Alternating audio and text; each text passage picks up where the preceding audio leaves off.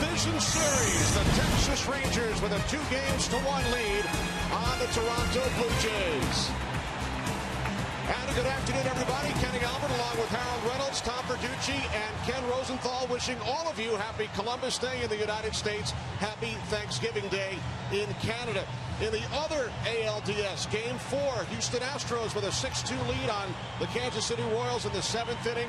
Astros looking to advance to the ALCS. Rangers can do the same with a victory today. And the big news, just over an hour ago, it was announced that Adrian Beltre, who has not played since the 3rd inning of Game 1 in Toronto, will be in the lineup for the Texas Rangers. Harold, he was not in the original starting lineup, but Beltre is good to go. And what does he mean to this Texas Rangers ball club? Well, he means a lot, not only emotionally, but the fact of the matter is, in the middle of that lineup, it has been struggling without him. He's hit 3rd and 4th all year with he and Prince Fielder, and with Beltre now, that gets them back to where they feel comfortable in their lineup and able to affect things. Look, here's how he got hurt. If you weren't watching, to remind you, he jammed his back on that slide right there, took this swing, drove in a run, fought to get down to first base, fought to try to stay in the game. That was the last time we watched him on the field. How's it important and why is it important?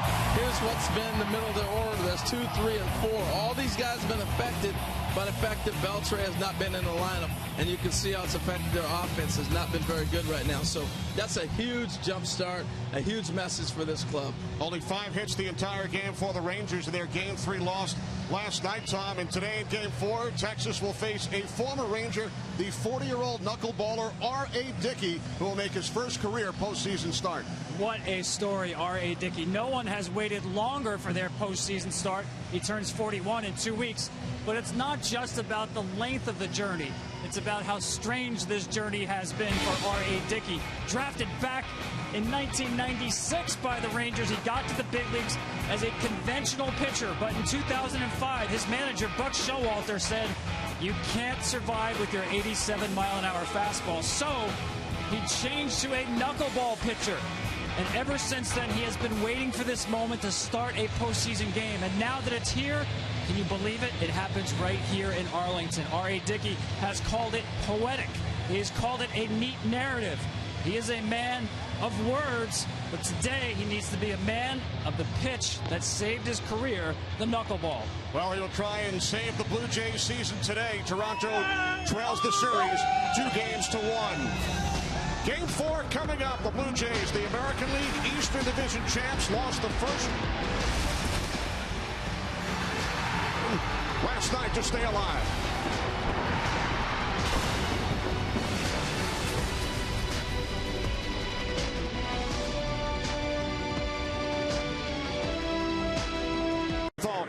Kenny, Adrian Beltre told manager Jeff Bannister he is ready to go.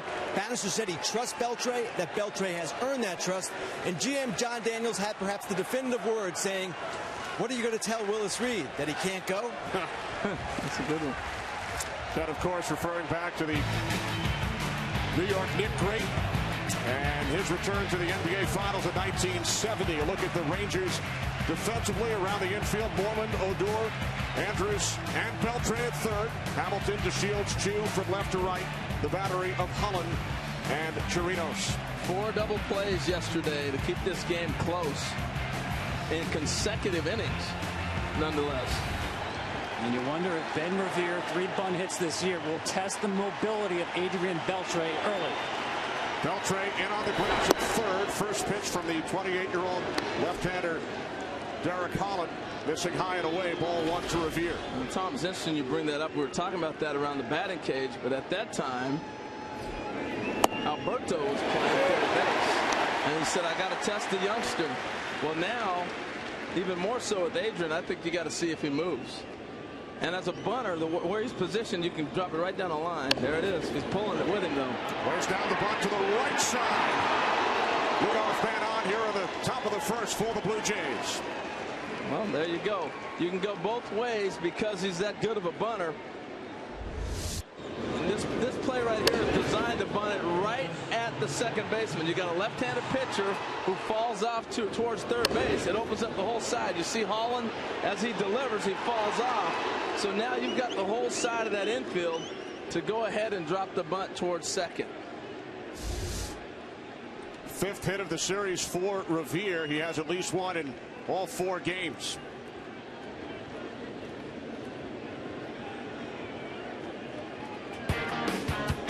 Josh Donaldson steps in. He'll be followed by Jose Bautista. Edwin Encarnacion to the cleanup spot. Then Chris Colabello, Troy Tulowitzki. Last night's hero bat 6th. Bottom of the order, Martin, Pilar, and Goins.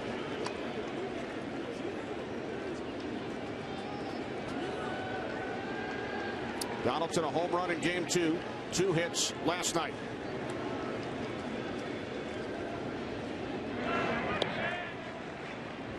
And Kenny, throughout this series, we've talked about the ability of Rangers pitchers to work the ball down and away. Plan B today with Derek Holland is all about establishing inside. Marvin Hudson behind the plate, a little bigger zone than Alfonso Marquez had yesterday. The slider and the fastball in on the hands of the right-handed hitters is the key for Derek Holland. Tell you what, you know the fun about being around teams and players in a series? I don't think I've ever met a guy as confident as Donaldson is right now in his abilities. And he throws this one to deep right field. Chu looks up. It's gone. A 2-run home run off the bat of Josh Donaldson, his second of the series. Blue Jays take an early 2-0 lead.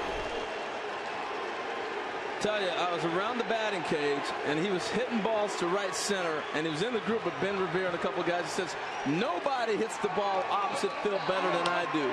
Nobody. I can drive it out of the ballpark. Just the confidence that oozes off of this guy when you're around him. Whether he's talking about Auburn football, where he went to college, or whether it's talking about facing today's starter, he's as confident as anybody. We're looking at a club right now, Tom's on fire.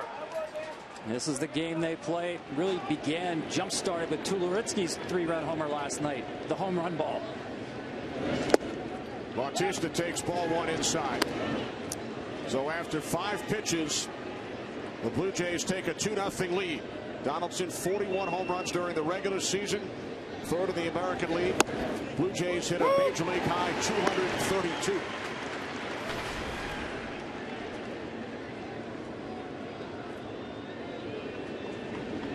Bautista 3 for 13 in the series. Just 4 for 20 lifetime against Holland. Well, he missed some balls yesterday. He's a little upset. They continue to pound him in. And he's another guy that likes to sit on that ball inside and spin on it. Goes this one to center. To Shields moving to his left. 1 away. There's a pitch off that Donaldson showing off that oppo power. He cracked me up today. He walked in the office of John Gibbons. Remember last night, Gibbons, the manager, put a contact play on with a runner on third base and 1 out. It was a double play. It took away an at-bat for Donaldson. And he said, Skip, I got 123 Dalmatians. How can you put a contact play on? And I'm thinking, Dalmatians? What the heck is he talking about? RBIs. Once you get to 101, you can call your RBIs Dalmatians. 101 Dalmatians. 123. He's had some stakes, no doubt. He has 3 Dalmatians in this series. 2 today.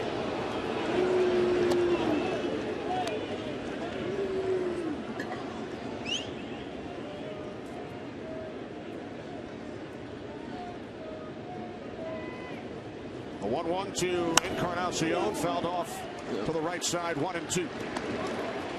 For coverage of today's game in Spanish, please tune in to Fox Deportes.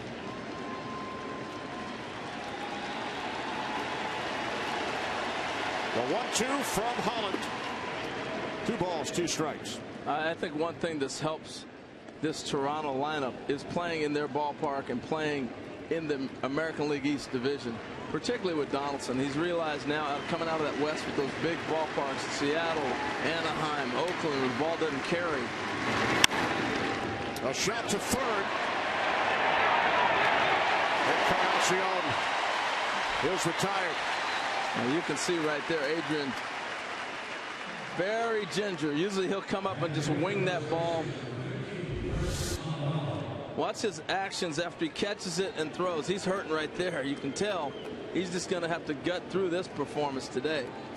And he got up in different parts there. That was like unfolding one of those Jays lounge, those lawn chairs he had in the backyard. It took a while to unfold. He almost got undressed by that ball hit down there. Strike one to Colabello. Colabello was like, hey, you got to pronounce my name however way you want to, but my friends want you to pronounce it right. I said, okay, what do you want me to say? Colabello, you know, a little Italian in there. I said, okay, all right, I got you. Deep right field. Chu is back. It is gone. Second home run of the inning. It is now 3-0 Toronto. Well, you can see it's 93 degrees and the ball is jumping. And it always carries somewhat to right field, but he missed this ball. He looked at it and wondered if it was going to go. And Chu kind of drifted, but it is hot. The ball is carrying, and that ball is thundered.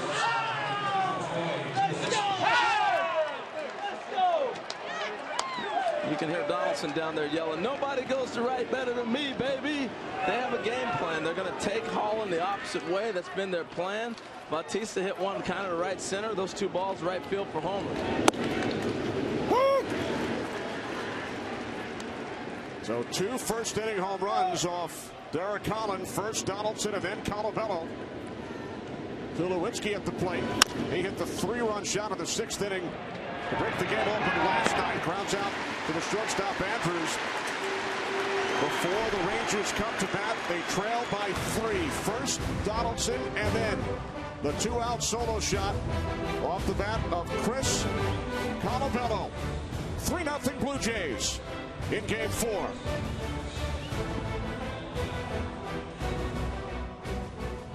DeShields leads off, then Shin-Soo Choo, followed by Adrian Beltre. His return to the lineup. Fielder, Moreland, Andrews, middle of the order, Hamilton, Odor, Chirinos. DeShields takes a called strike.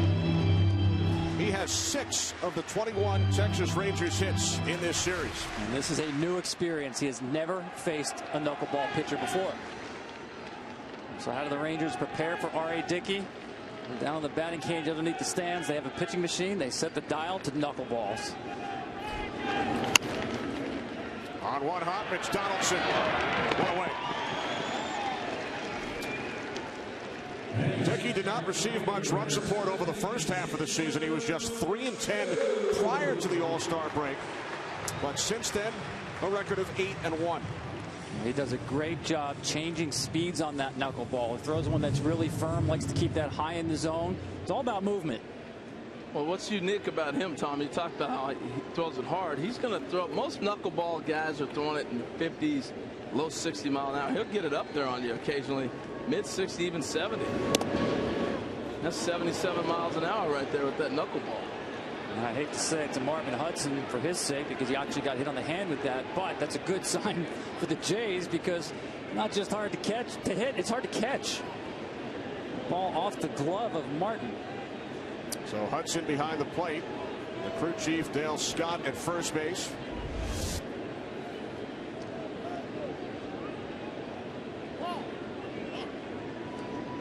Ouch.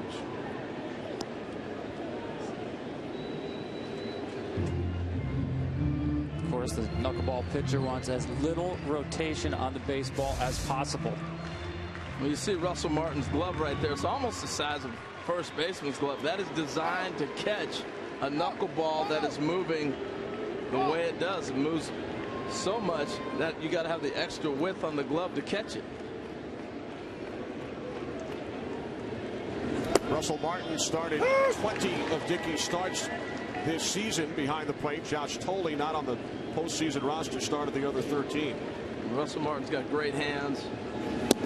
Been an infielder. That ball, if it's moving and he can't catch it, Tom, you're dead on. That's a great sign.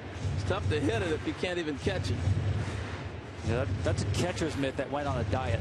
On the left really side, no difference in size, but well, a little bit. That angle's not really giving us much, but look at the top part of where the Rawlings was at. Not as much padding in the glove of the knuckleball. Beltre on deck. The 3-1 to Chu. Belted into right field for a base hit. We head to Los Angeles for a game break. Check in on the Astros and the Royals with Kevin Burkhardt. Kevin.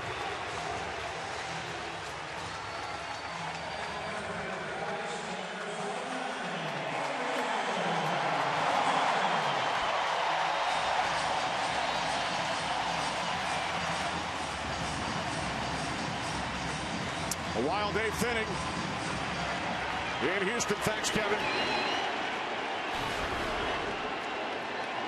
Adrian Beltre was not in the original starting lineup for the Rangers. We spoke to Jeff Bannister about 4 hours prior to first pitch. He said Beltre's a little better. Not quite ready. Perhaps he would play if it were a night game, but we shall see. And then just over an hour before the start of game 4, it was announced that Beltre would be in the Rangers lineup. It's a big lift. I'm curious to see, after watching that ground ball, he's only got so many movements that looks like he's going to be able to have on the day. I want to see him swing in the game mode instead of maybe batting practice when it's more controlled. I'm curious to see if right away Jeff Bannister wants to get the running game in motion against the knuckleball pitcher.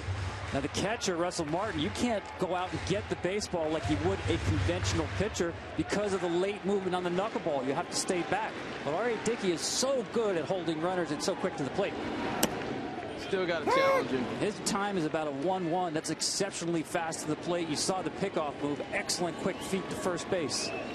And the success rate against Dickey actually below major league average. The 1-1. Now 2 balls, 1 strike. How about this, guys? Dickey has not allowed a stolen base over his last 17 starts. That's amazing. Watch Martin stick this pitch. He thinks he's got a strike below the knees. Talk about great hands. To be able to frame a knuckleball, it's pretty special. Now 2-2 on Beltre, who drove in a run in his last at bat in the 3rd inning of game 1 in Toronto. Well, this swing is always interesting. It's never much of an oil painting. You see him drop down to a knee and take a hack. That's just not a comfortable swing, though. He's not able to finish. You can see where it's almost like he gets to a point where his back is tightening up on him on that spin. 2 back in at first. So quick with the feet.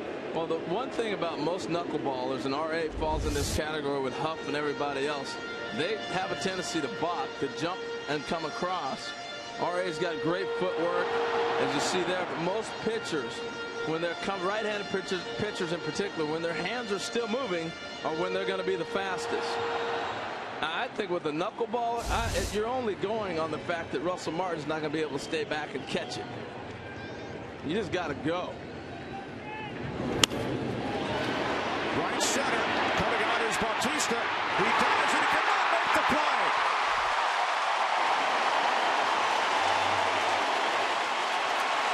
Two on for the Rangers with only 1 out here in the bottom of the 1st inning. What an effort by Bautista. I thought he had it at first. You can see how it's so hot here and the ball's hanging a long time, because this ball looked like off the bat it's falling easy. And he closed some ground to get close to it. Great effort. Let's take a look at Beltre getting down the line. How's he running? How's he feeling? He's just talking to it. He looks okay.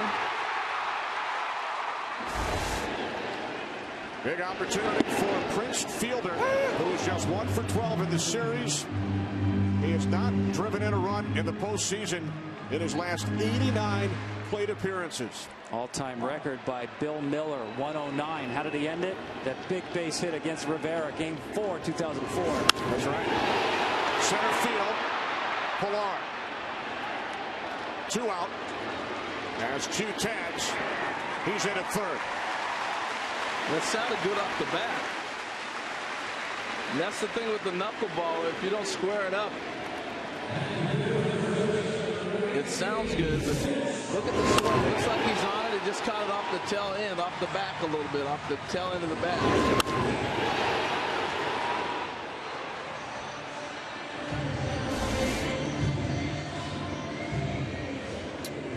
R.A. Dickey making the game 4 start. David Price, as we saw last night, is available once again. And keep this in mind. John Gibbons told us if he gets him up, he will get him in the game. And they feel like he can go 4 or 5 innings today, if need be. Now he's in standby mode right now. He hasn't thrown a pitch out in that bullpen yet. He's just waiting on the word. Getting loose, though. They don't have a whole lot of rope today.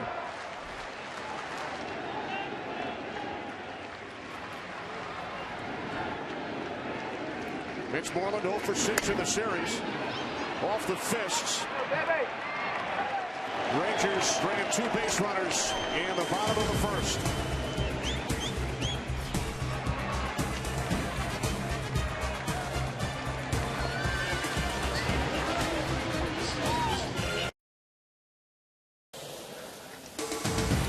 Today's telecast is sponsored by T-Mobile. Switch to the Un-carrier today. By Bank of America, who invite you to keep sharing your favorite baseball memories all postseason. And by Chevrolet. Find new roads. 3-0 lead for the Blue Jays here in Arlington. Top of the second inning as Russell Martin takes a called strike. 0-1. Derek Holland allowing 2 first-inning home runs. Donaldson and Colabello. 0-2 on Martin, who was not in the Blue Jays lineup last night. Deanna Navarro behind the plate for Toronto. Caught Marco Estrada, who is brilliant.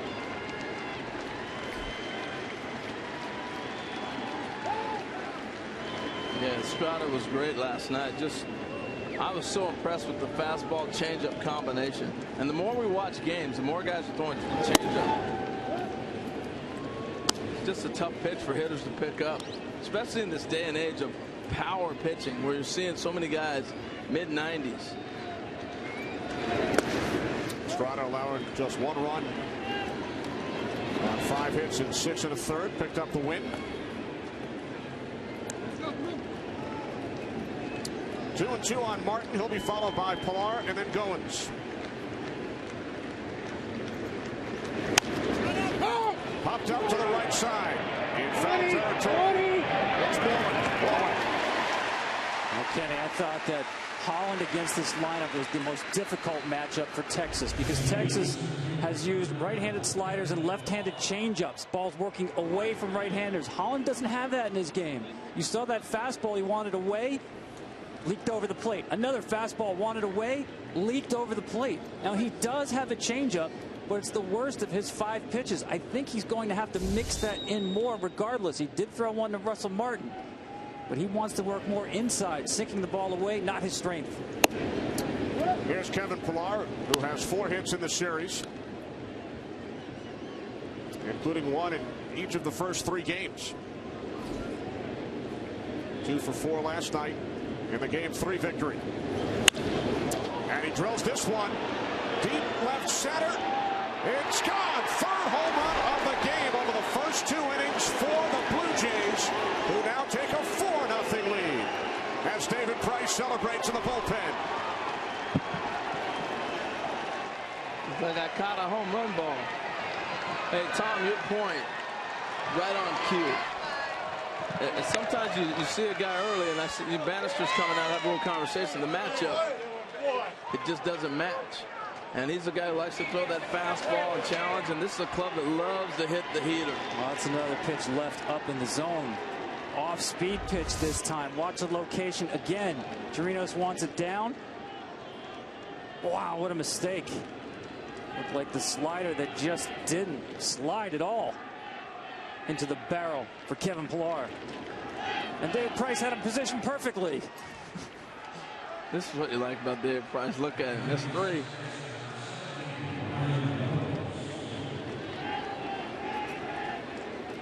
Well, let's not forget, too, Derek Holland working on 10 days of rest. Kevin Pilar, 12 home runs during the regular season, including 2 in 1 game off Max Scherzer. Well, I think it's going to be an offensive game, guys. The Rangers already were shooting right there, ready to score last half inning.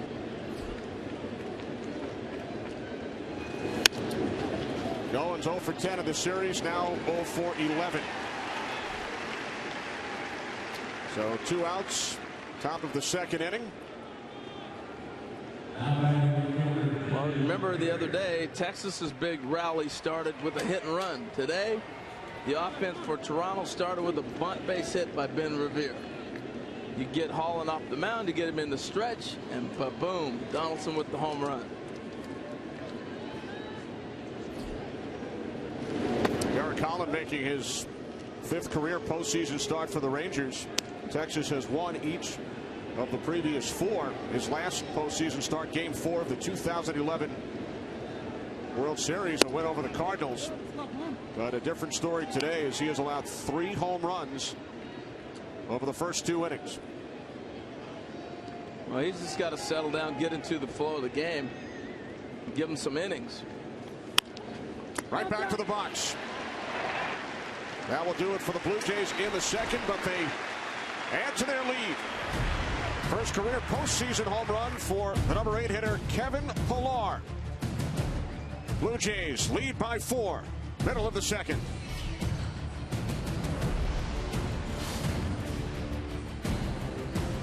Team at the MLB.com shop.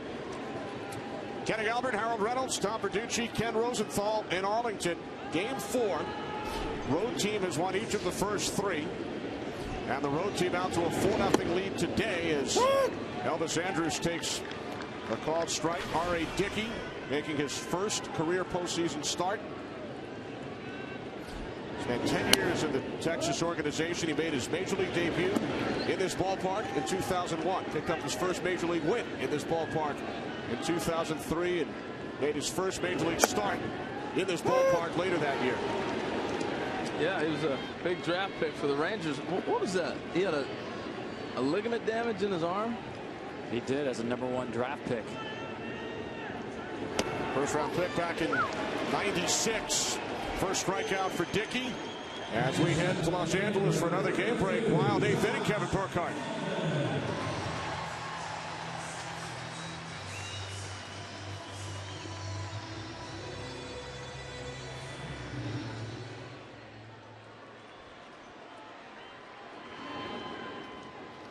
All right, Kevin, Josh Hamilton broke out of an 0 for 31 in the postseason last night. Hits in each of his last 2 at bats. So the Astros took a 6-2 lead into the 8th, looking to wrap up the series, and the Royals score 5. Incredible. You thought it might be over because their bullpen has been throwing the ball much better as of late. They struggled down the stretch, the Astro bullpen that was. Then to come back now, the Royals, wow. Well, Kenny, you mentioned the 2 hits for Hamilton last night. You know, of course, he missed some time, had some surgery on the knee, and actually it was barking on him today when he got to the ballpark. He did not get out on the field pregame. Pops it up, left side of the infield. 2 out. When you get behind against a knuckleballer, it becomes a little more frustrating for you as a hitter, because you can normally wait them out. They're going to maybe walk guys, force them to have to really work on their control, but the further they get out in front and the more they make you have to swing the bat as a team to get back in it, to take away the running game when you're down 4-0. You know, a lot of things start to happen as that lead increases. It becomes better for the knuckleball pitcher. Strike 1 to Rougned Odor, who has scored 5 runs in the series. And R.A.'s got a great knuckleball working today. Ball's dancing. He's not only a knuckleballer, but a knuckleballer who won a Cy Young Award just 3 years ago. Yes, the Mets. It's a big trade Blue Jays made. This whole thing started really when you go back and you look at the R.A. Dickey trade and the Florida Marlins deal they made. He's got it working today, folks. Second strikeout of the inning, a 1-2-3 second. Blue Jays lead by 4.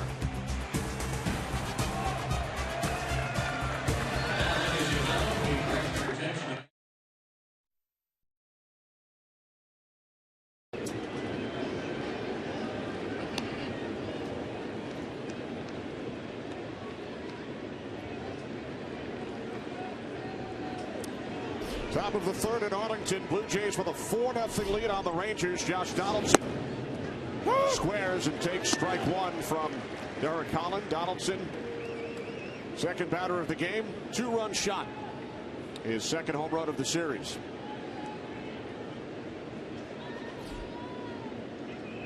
Donaldson, Bautista, and Encarnacion for Toronto here in the 3rd. Saw the changeup right there. Derek Holland is running out of rope because Colby Lewis, a starting pitcher, warmed up last inning. He's throwing right now. It's almost as if Holland is in batter by batter mode right now. Holland has allowed 3 home runs. He also allowed 3 home runs the last time he faced the Blue Jays back in late August. When you have a starting pitcher in your bullpen, you just can't treat him like a traditional relief pitcher. Needs time to warm up, and you certainly don't want to get him up multiple times. And that being because there are routines that they go through, and normally before a game for a starter, it takes them 20-25 minutes to warm up to get themselves ready to go before a game starts. So you try to get that guy up, like Tom's talking about, with enough leeway that he stays on that same similar routine.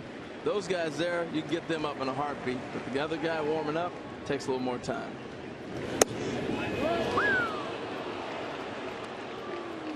Wanted that one.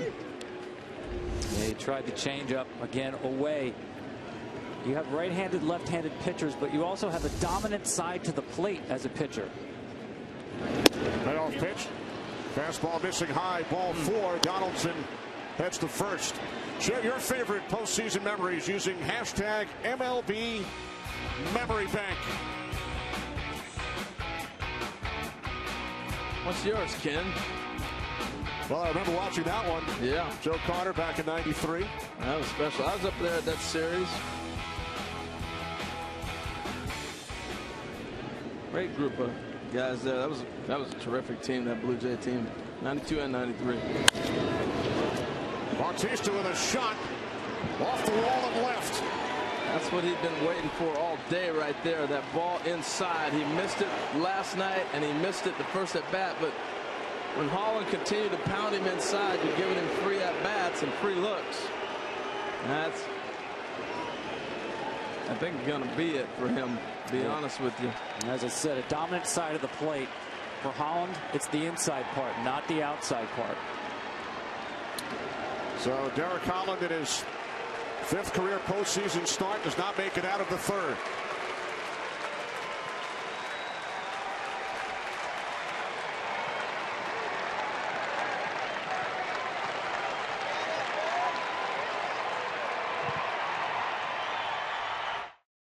Third start of the season for Derek Holland against the Blue Jays. He allows 3 home runs. Colabello, Bautista, and Encarnacion. Fast forward less than 2 months later, game 4 today. 3 home runs. Donaldson, Colabello, and Pilar. And the same story in every case, Kenny. If you watch the position of the catcher's glove, the glove was always set lower than the point of contact. Missing up in the zone and paying for it. So here's Colby Lewis, who made 33 starts this season, led the Rangers in wins with 17. It's his 5th year with Texas, and it will be his first relief appearance as a Ranger. He has not come out of the bullpen since September of '07 with Oakland in Boston.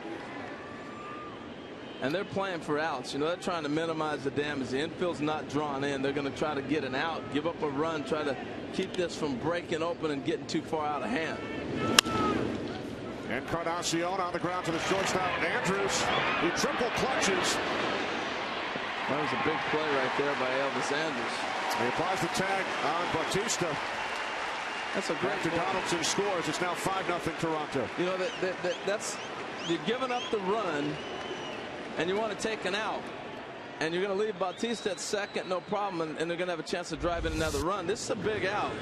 Nice backhand play, but watch him look to catch the runner. He knows he's got a long throw, but out of the peripheral vision, out of the corner of his eye, he was able to catch Bautista getting ready to go to third base and got the out. That's a huge out in keeping this inning manageable. Now you get a double play ball, you got a chance to get out of the inning. They deked him. Bautista had visions of crossing over to third if a long throw made to first. Never left his hand. I think he came up with full intent to go to first. And as he's coming up, he was able to spot Bautista. He's going to throw Encarnacion out from deep in the hole right there. There's no doubt about it.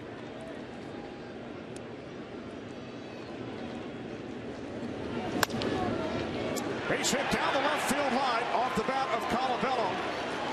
Into the left field corner. Rounding third is Encarnacion. It is now 6-0 Blue Jays. That's a big play right there. Nice hustle. And I love the aggressiveness at third base by the third base coach to send it.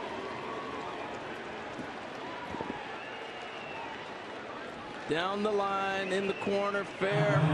They were kind of trying to play him off the line a little bit in the outfield. It's one thing in the infield. In the outfield, they're playing him a little bit more toward left center. That's why it took a minute for Hamilton to get over there. The ball's in front of you, and Encarnacion turned it on the whole way around. It's all over the plate. Wake up the Jays, man. This offense is clicking. Tulowitzki takes ball one. So the Blue Jays, who led baseball in runs and home runs during the regular season, they scored only 12 runs over the first 3 games in this series. They have exploded for 6 over the first 3 innings. Well, you could see the offense coming last night. Remember, they hit into 4 consecutive double plays in innings. 4 innings in consecutive double plays that kind of snuffed out their rallies. So the offense was there. They're swinging the bats. Today they're putting it all together.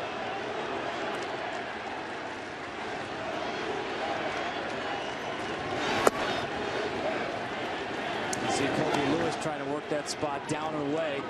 Don't forget, Jeff Bannister had an option to start Derek Holland or Colby Lewis today. He decided to go with Derek Holland because down the stretch, Holland was the one throwing the better baseball. Matchup-wise, the worst option. Well, right now it's tough to find a matchup for this offense, and when they're clicking like this, this is the Toronto Blue Jay offense you fall in love with. 5 extra base hits for the Blue Jays today, including 3 home runs. Shallow center. DeShields makes the catch. 2 away.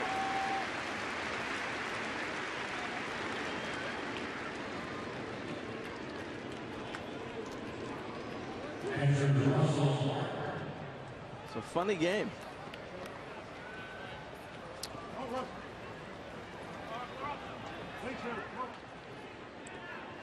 '93 wins for the Blue Jays during the regular season.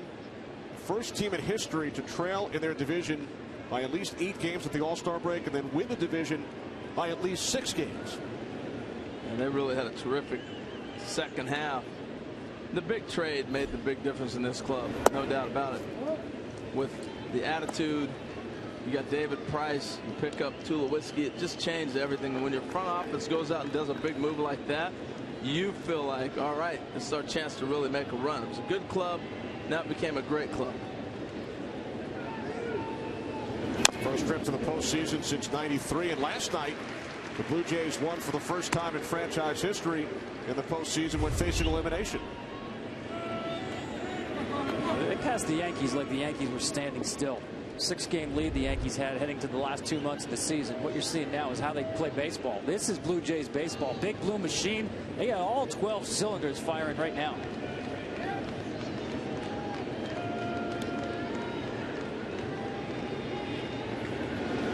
On to Martin, missing high and away, ball 2.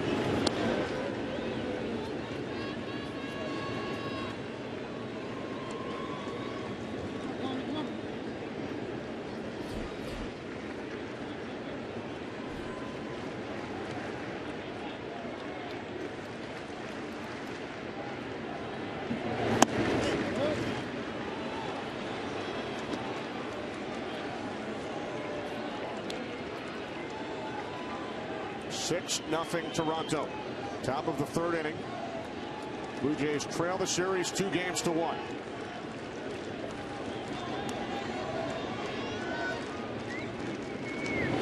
The 3-1 in for a called strike.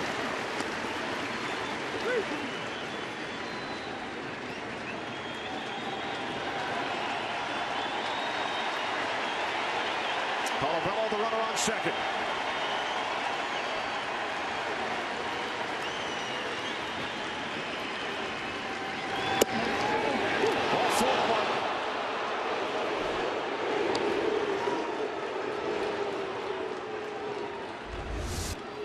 This is what they did yesterday. They did not do in games 1 and 2.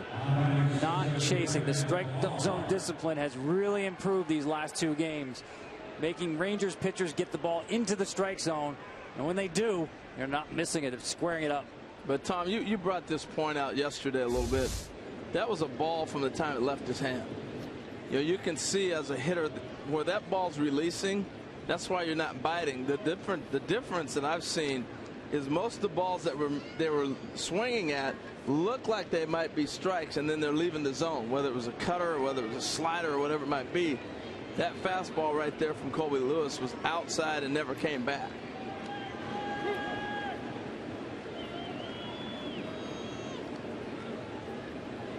After a visit from pitching coach Mike Maddox, Lewis will face the 7th Blue Jay. To come to the plate here in the 3rd, Kevin Pillar, who homered in the last inning. 2 on, 2 out. Ball 1 to Pillar.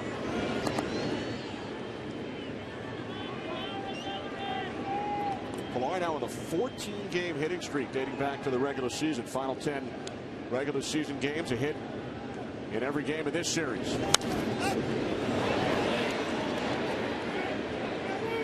Chirinos cannot make the play. And when you're facing a hitter that's hot like Pillar, you got to come down with it. There's a few things he's contending with. Look at all the stuff on the batter's circle right there that he's stepping on the on-deck circle. You've got a rosin bag, you've got bat laying there, you've got all the sleeves that go on the bat. Everything there. Look at all these things he's got to contend with as he's coming over here, and he slipped on that bat right there. That kind of threw him off a tad bit. He got through that obstacle course, but just didn't get all the way over to the wall.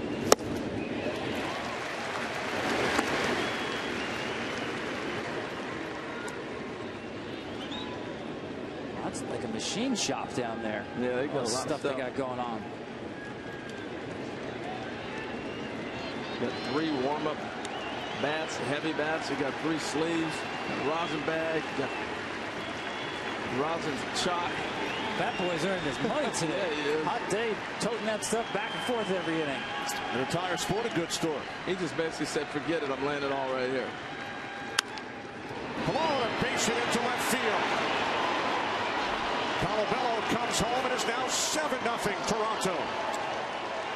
Second run batted in of the game for Pillar. Hitting shoes on today, man. Woo. Officially hot. Off-speed pitch. Not a bad location. Look how far outside this is. Oh, playing a little tennis there. A little Federer dropping it in.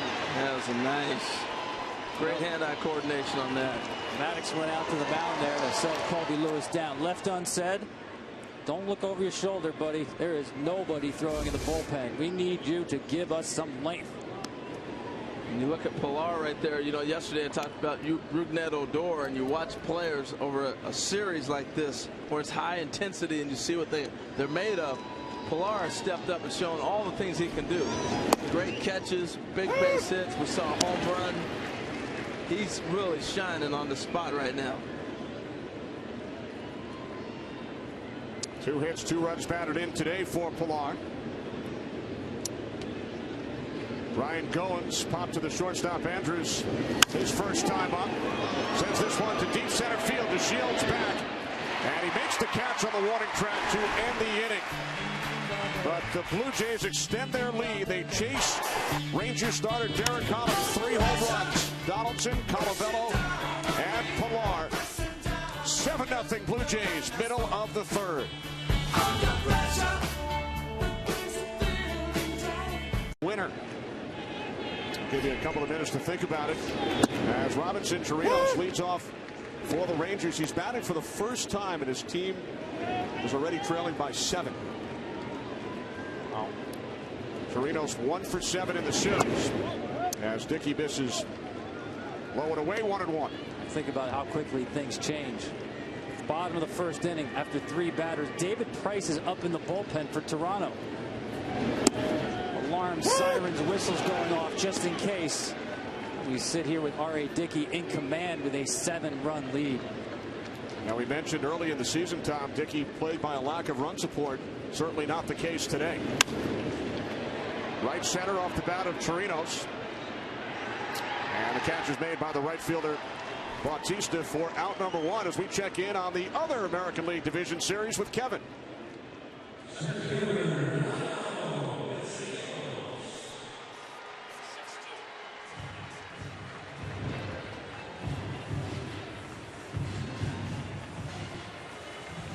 All right, thanks, Kevin. So a 7-run game here, but the Astros had a 6-2 lead heading into the 8th down in Houston.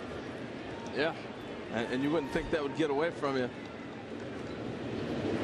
5 months they had the best bullpen in baseball, and for the last month the worst, running on fumes. Kansas City, the defending American League champs, scoring 5 in the 8th and then 2 in the top of the 9th to take a 9-6 lead. Rare fastball right there from Dickey. Well, he'll mix one in every now and then. He'll probably come back with one here too. I mean, he's got 7-run lead now. It's about throwing strike for him. There it is. You know, it's 81 miles an hour, but when you're throwing a knuckleball that's floating up there, it looks like the guy's going to be able to get rid of it a little bit faster. That ball looks harder to you.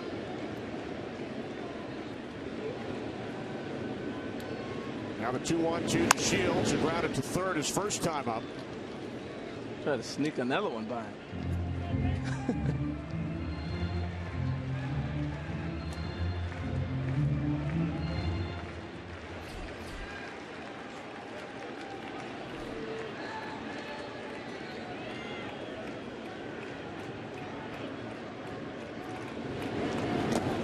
Full count. And this is the difficulty of facing a knuckleballer when he's got a big lead. I talked about that before. But now there's no threat to run. He can bust off his nasty knuckleball that he wants to throw. On the ground to the shortstop, Tulowitzki, for out number 2. We take you back to 1996. Ari Dickey, second from the left on the cover of Baseball America, drafted in the first round by the Texas Rangers, represented the United States in the 96 Olympics, won a bronze medal in Atlanta. 16-19 record with the Rangers, won the National League Cy Young with the Mets, and then that 7-player deal. I think it worked out for both squads, guys. Noah Syndergaard and Travis d'Arnaud, 2 pretty important cogs for the New York Mets, going the other way.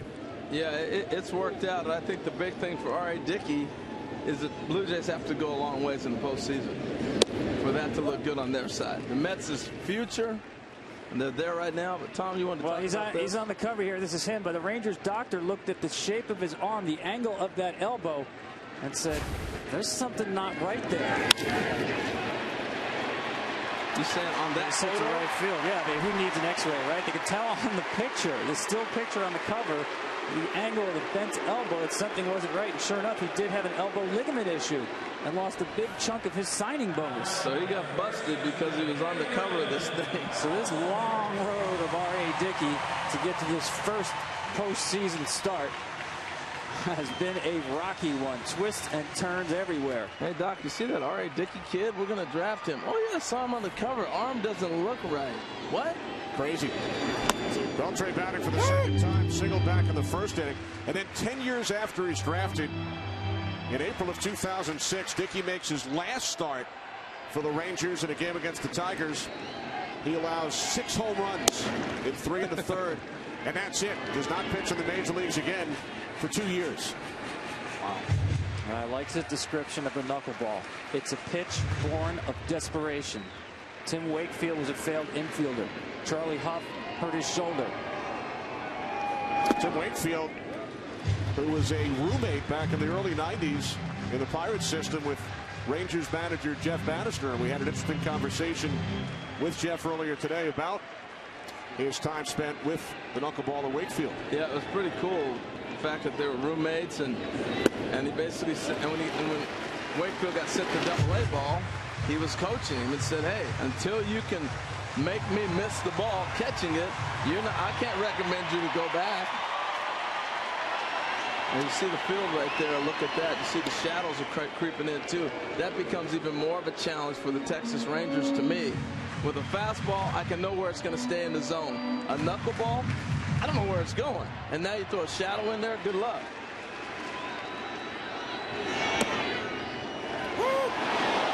Beltre started down towards first, but Marvin Hudson says stay right here at strike 2.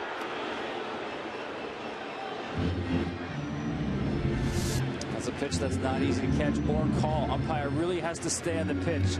Such late movement. And a nice job by Russell Martin to frame it. Well, the deception is the catcher's framework really doesn't matter with a knuckleball. It is where it goes over the plate to that ump. 2 on the move, and Beltre with his second hit of the day. 2. And it's third. Rangers with runners on the corners and 2 outs here in the bottom of the 3rd inning. And the bigger story for me was Adrian Beltre. Even on the pitch he took, he didn't look right. So, yeah, he got a base hit, and now the first and third as he drives this ball through. Good effort by Tulo, but watch out Adrian on the finish here. I mean, we're seeing the same signs we saw out of the game the other day. Look, this is going to be a challenge for them moving forward. You're down 7 runs in the 3rd. Do you continue to jeopardize possibly him not playing Game 5 if it goes there? He's trusting a veteran player to know not only his body, but how to play with a compromised body, essentially playing at about 60%. Prince Fielder flies to center his first time up. How about the fact that Beltre, who is in obvious pain, is now 3 for 3 at the plate in the series? How about that? He's getting it done. Here's a chance for Prince to drive in a run. He hasn't done that. We were talking about that last time. He's now got 90 postseason plate appearances without driving in a run. And guys, I'm watching Adrian Beltre. I got to take him out of the game. He can't move. When he tries to jump off and do his secondary movements, it is a struggle. Tom, I know you said, hey, and they've said it to us, you got to trust that player, but sometimes you got to step in for the player, too. It's worth repeating. Jeff Bannister calls him the toughest player I've ever been around. Pitch gets away from Martin. Beltre hobbles to second. 2 scores. Rangers with their first run of the game. It's now 7-1.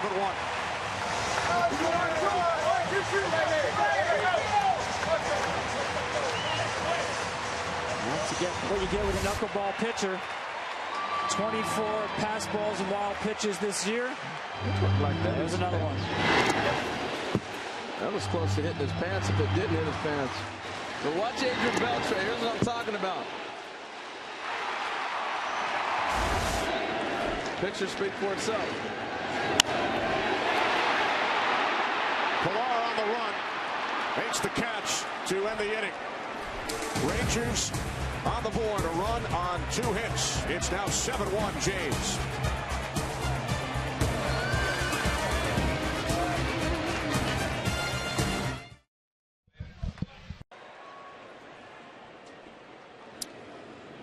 Here in Arlington, Texas, Toronto Blue Jays with a 7-1 lead on the Texas Rangers as we move to the 4th, and we welcome those of you on FS1 who have been watching the Royals and the Astros. What a comeback by Kansas City as they force a Game 5 on Wednesday night. Kenny Albert, Harold Reynolds, Tom Verducci, Ken Rosenthal. The Toronto Blue Jays lost the first 2 games of this series at home. A 5-1 victory for the Jays last night. And they hit 3 home runs over the first 2 innings today. Took a 7-0 lead. And then the Rangers with a run at the bottom of the 3rd. Ben Revere leading off against Colby Lewis, who came on in relief of Rangers starter Derek Holland back in the 3rd inning. Revere started the game with a bunt single. Came around to score on a Donaldson home run. Yeah, if you were watching the game in Houston, you missed an unscheduled home run derby. 3 of the first 8 Toronto batters home runs off of Derek Holland. 3 home runs on the first 24 pitches of the game thrown by Holland. As Revere draws a leadoff walk, our game summary is sponsored by Budweiser. A lot to talk about. Blue Jays with 3 home runs, franchise record in a postseason game. Donaldson with his 2nd of the series. They chase Holland early. Rangers with a 2-1 lead in the series. Well, I thought they had a great game plan. The home runs were opposite field. The Pilar pulled one into left center field, but Donaldson opposite way, opposite way. And they just really came with a great game plan on Holland and took him out of the game early. Beltre, the second. And now on the first, but Moreland pulled off the bag. They might see a replay on that one there. So Adrian Beltre, in case you joined us later, we're watching the Astros and the Royals, not scheduled to start for the Rangers today, about an hour before the game to switch. And he's having a tough time moving around, but he does have 2 base hits, and we just saw him make that play at third. Yeah, you can clearly see that he is not moving as fluid as he'd like to. And so therefore he's struggling with the throw, and he's swinging the bat, running the bases. He's out playing. It's inspirational, Tom, but he's not moving very well. It is, and we talk about when to go get a pitcher. In this case, we'll be talking about when to go get a third baseman who's obviously compromised with that back. Obviously score dependent, but if we do get to a game 5, you want to make sure Beltre is back in the lineup. Well, there's the out with Odor. He caught the ball. Now he goes to transfer to make the throw. It's when he dropped it. So it was clearly a catch. That's why there's force at second base when many may have thought it was a drop, but he went to transfer to make the throw to first on the double play. But that was a Beltre throw that took him off the line. You usually don't see that. That's a double play ball, and that's all, I think, because of the injury. He's not able to handle the glove and the ball the way he normally would. Left center. Catch is made by DeShields for out number 2.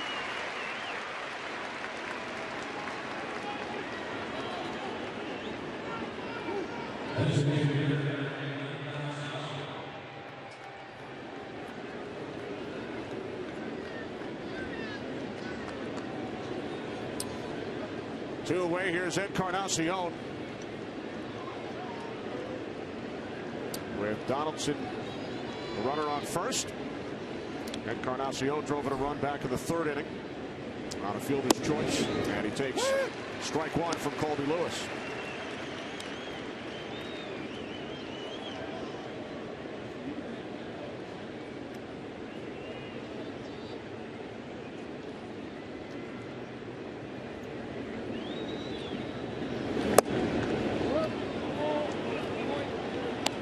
What happens a lot of times you get a big lead like the Blue Jays have right now, and it's 7-1, you start to play a little more complacent. Obviously that's the way the game is kind of played. You don't want to rub it in, so to speak, sportsmanship like, but in postseason, your 4th inning, 7-1, I think if you got a chance to continue to run bases and put pressure on the other team, you do it. I'm still impressed with the quality of the at-bat starting in game 3. This is like an expensive sports car. It went into the garage, just wasn't running right in the first 2 games. This is Blue Jays baseball right now. They're humming.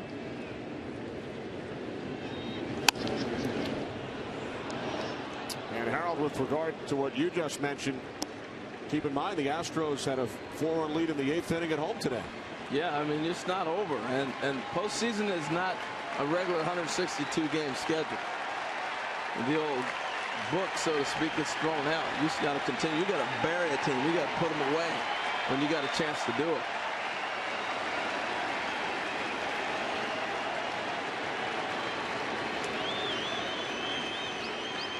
A 2-2 from Lewis. Encarnacion fouls it back.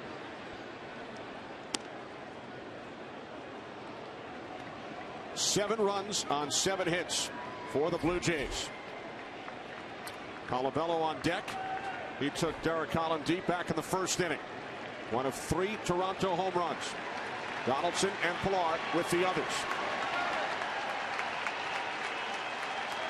After the Blue Jays got a team batting average of just .204 over the first 3 games. Well, that's a big pitch right there, 2-2, because now 3-2, 2 outs. Donaldson's running, and a gapper scores him easy. Anything down the corner or in the gap. 2-2, you throw a strike or the ball gets hit. He's probably not scoring. Now he's off and running on the pitch. There goes Donaldson, and a base hit up the middle for Encarnacion. So the Blue Jays have runners in the corners. Donaldson in at 3rd.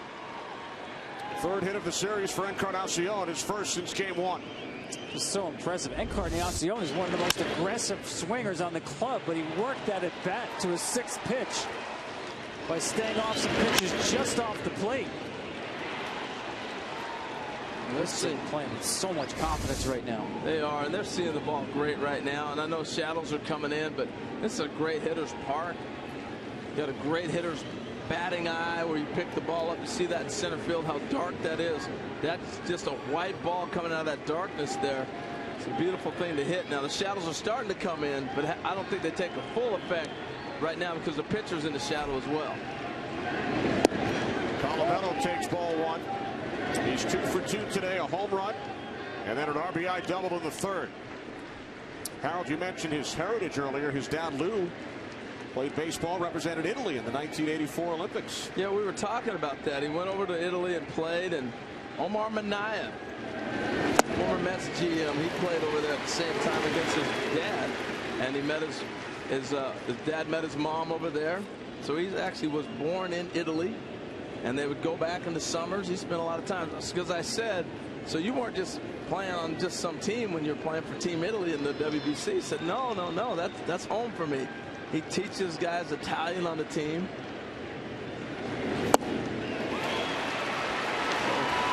He's got the genes, he's got the blood, he's the real deal. The Italian stallion. This ain't no movie. Got a tremendous story. Spent a number of years playing in the independent leagues. Yes.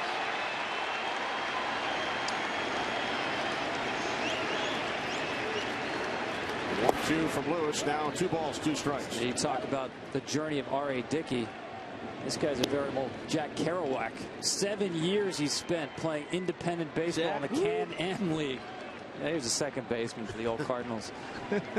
Colabello was making $2,200 a month. 7 years toiling. Completely reworked his swing and never gave up the dream. And here he is in the postseason.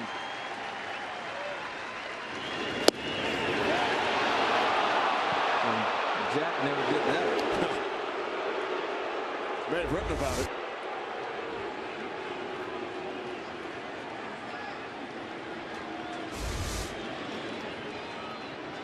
First and third, 2 outs, full count.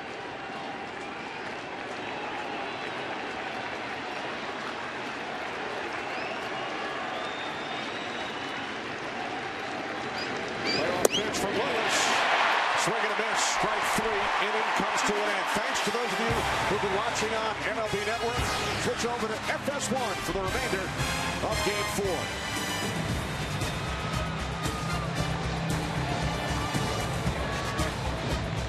Later tonight with an NLDS doubleheader on TBS, Cardinals and Cubs, and then Dodgers and Mets. Game 3 of both series, each tied 1 game apiece. Boy, Tom, I can't remember a time where we've had so many storylines in each one of these playoff games. Great matchups, great baseball, and road teams got off to an incredible start in these postseason games. Road teams winning both wild card games. Road team has won all 3 games in this series. I want to see Jake Arrieta tonight. I want to see Citi Field. Matt Harvey on the mound for the Mets.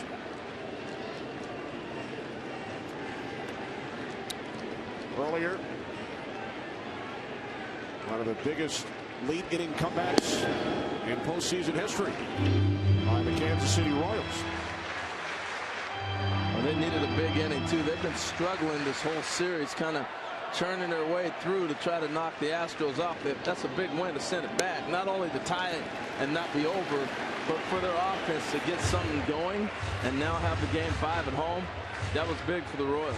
Facing elimination on the road. What a tough-minded bunch. You saw that starting with the wild card game against Oakland last year against John Lester, 7th inning. Moreland fouls it back. I find it amusing looking at the game here. Even with R.A. Dickey throwing and a knuckleball, and you don't know where it's necessarily going to go if a guy's going to square it up, they still put the shift on. You still got the second baseman out in right field. The third baseman's moved over to shortstop. And Moreland down on strikes. We spoke between innings with Blue Jays skipper John Gibbons. We asked John if today's performance resembles what he was used to watching from his Jays during the regular season. Yeah, that's really that's who we are, and we started that from day one of the season, and it really never cooled off. And that's kind of our identity. It's good to see her, especially early in the game. Give us a little breathing room here, and I think Dickey's throwing well. We just got to keep an eye and make sure we don't get too many guys, too much traffic on base.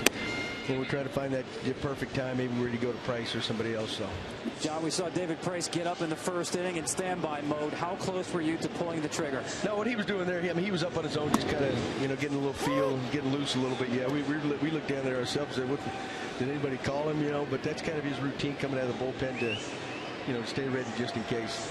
Hey, John, being around this club, they were so loose today. They were talking about their haircuts and everything else.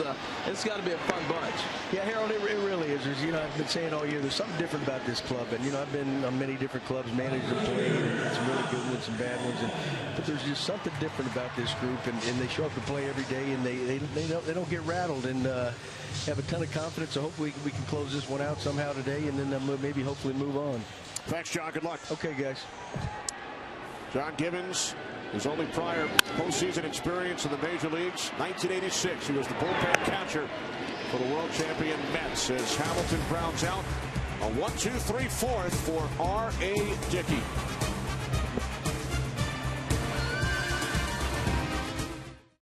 Volcano Quesarito big boxes. Grab them at Taco Bell.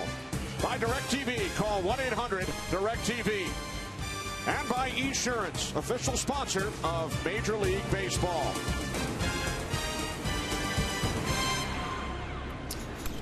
We move to the fifth here in Arlington. First pitch from Lewis, popped to shallow left center by Tulowitzki. And the catch is made by the left fielder Josh Hamilton for out number one. Tulowitzki 0 for 3.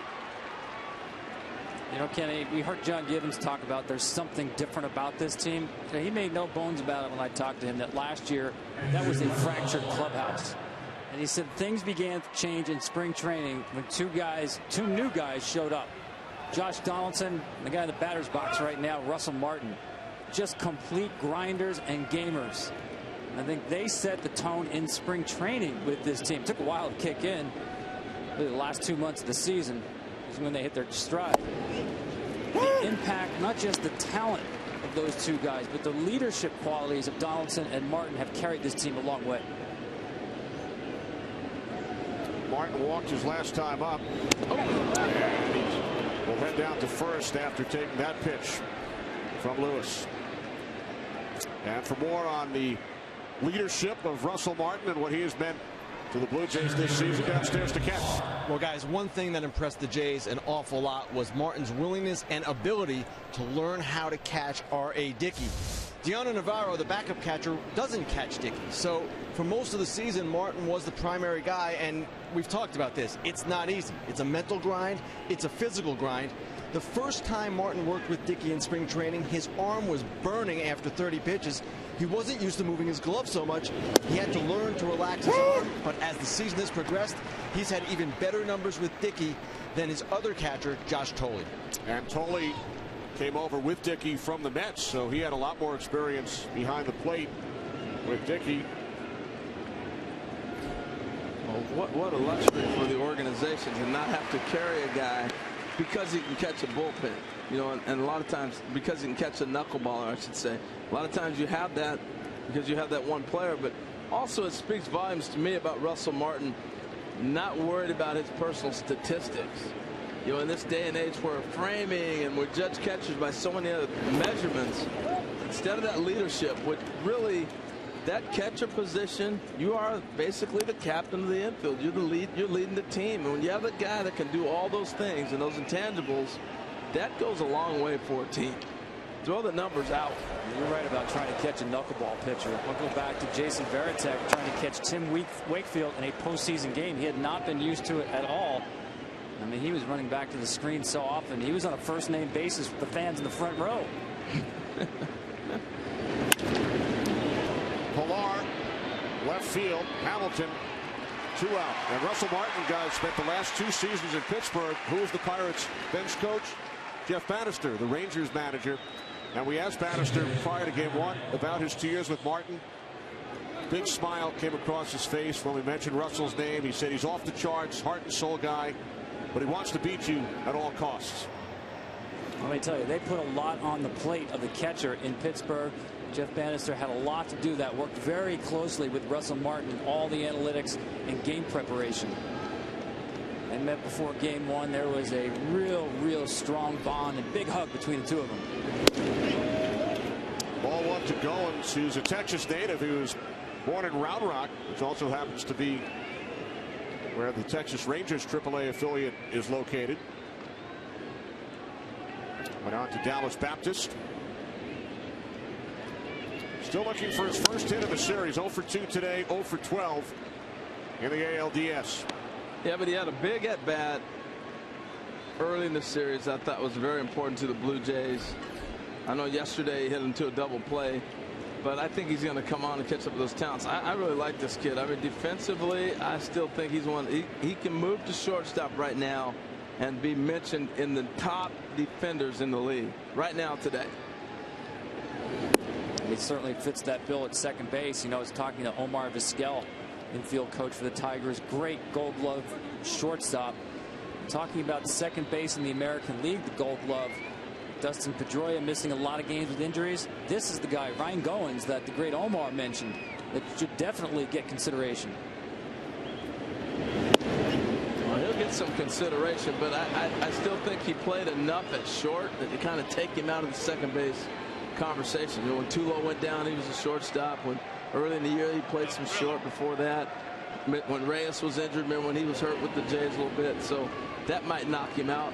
There's still a guy named Cano had a pretty good year defensively in Seattle. Goins draws a 2-out walk. Blue Jays with first and second, and Revere stepping to the plate. But Tom, there's so many awards now, but the Gold Glove is still pretty special. Yeah, absolutely. So Mike Maddox, the pitching coach, kind of peering out in that bullpen. Orndorff has been up for a while. Should be just about ready. The danger, the trap for the Rangers. You want to play to try to get back in it, but if you don't get back in it, you got the luxury of knowing that you're going to go to Game 5. You know, the season doesn't end today for you if you lose the game. It ends for the Blue Jays. But you got to be prepared. If we continue to go on, we got to have enough hands on deck to win that game and move forward. And Game 5 would be played Wednesday late afternoon in Toronto.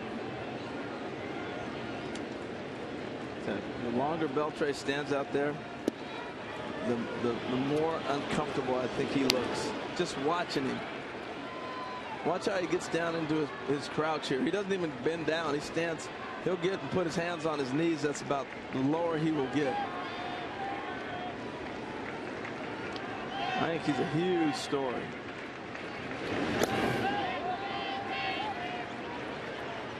Beltre came out of the game in the third inning of Game 1. Sat out Game 2 and Game 3 last night. Late addition to the starting lineup today. There's Hanser Alberto, who had the game-winning hit in the 14th inning back in Game 2. Yeah, the kid played great. I was really impressed with him in the little bit of time that he got. And he's not Adrian Beltre, but he did play nice in his short stint. Especially the situation he was thrown into. That was a kid who got 2 at-bats in the month of September.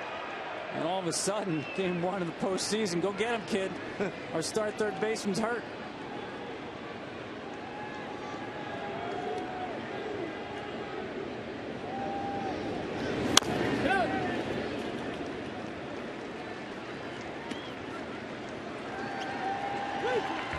Well, if this series goes to a Game 5, the ALDS continues on Wednesday with a doubleheader on FS1.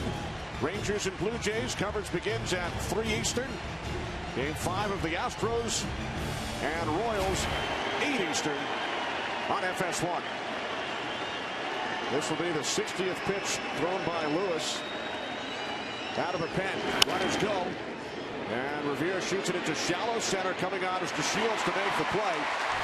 So the Blue Jays strand 2 in the inning. R.A. Dickey, who will turn 41 later this month. He and the Blue Jays have a 6-run lead. Average by an American League Division Series winner. You don't have to go that far back. the Royals last season. Wow. Got a guy like 198. You didn't give me a chance to guess. Speaks to how good that bullpen was and is. Disappointed, Kenny. Get a couple of innings though. Come on. Well, yeah, I didn't want to give it away to the fans this time around. Last time you jumped on me when I gave an answer up too early. So you knew that one. Is that what you're telling us? You were sitting on it for an inning and a half? Sitting on it.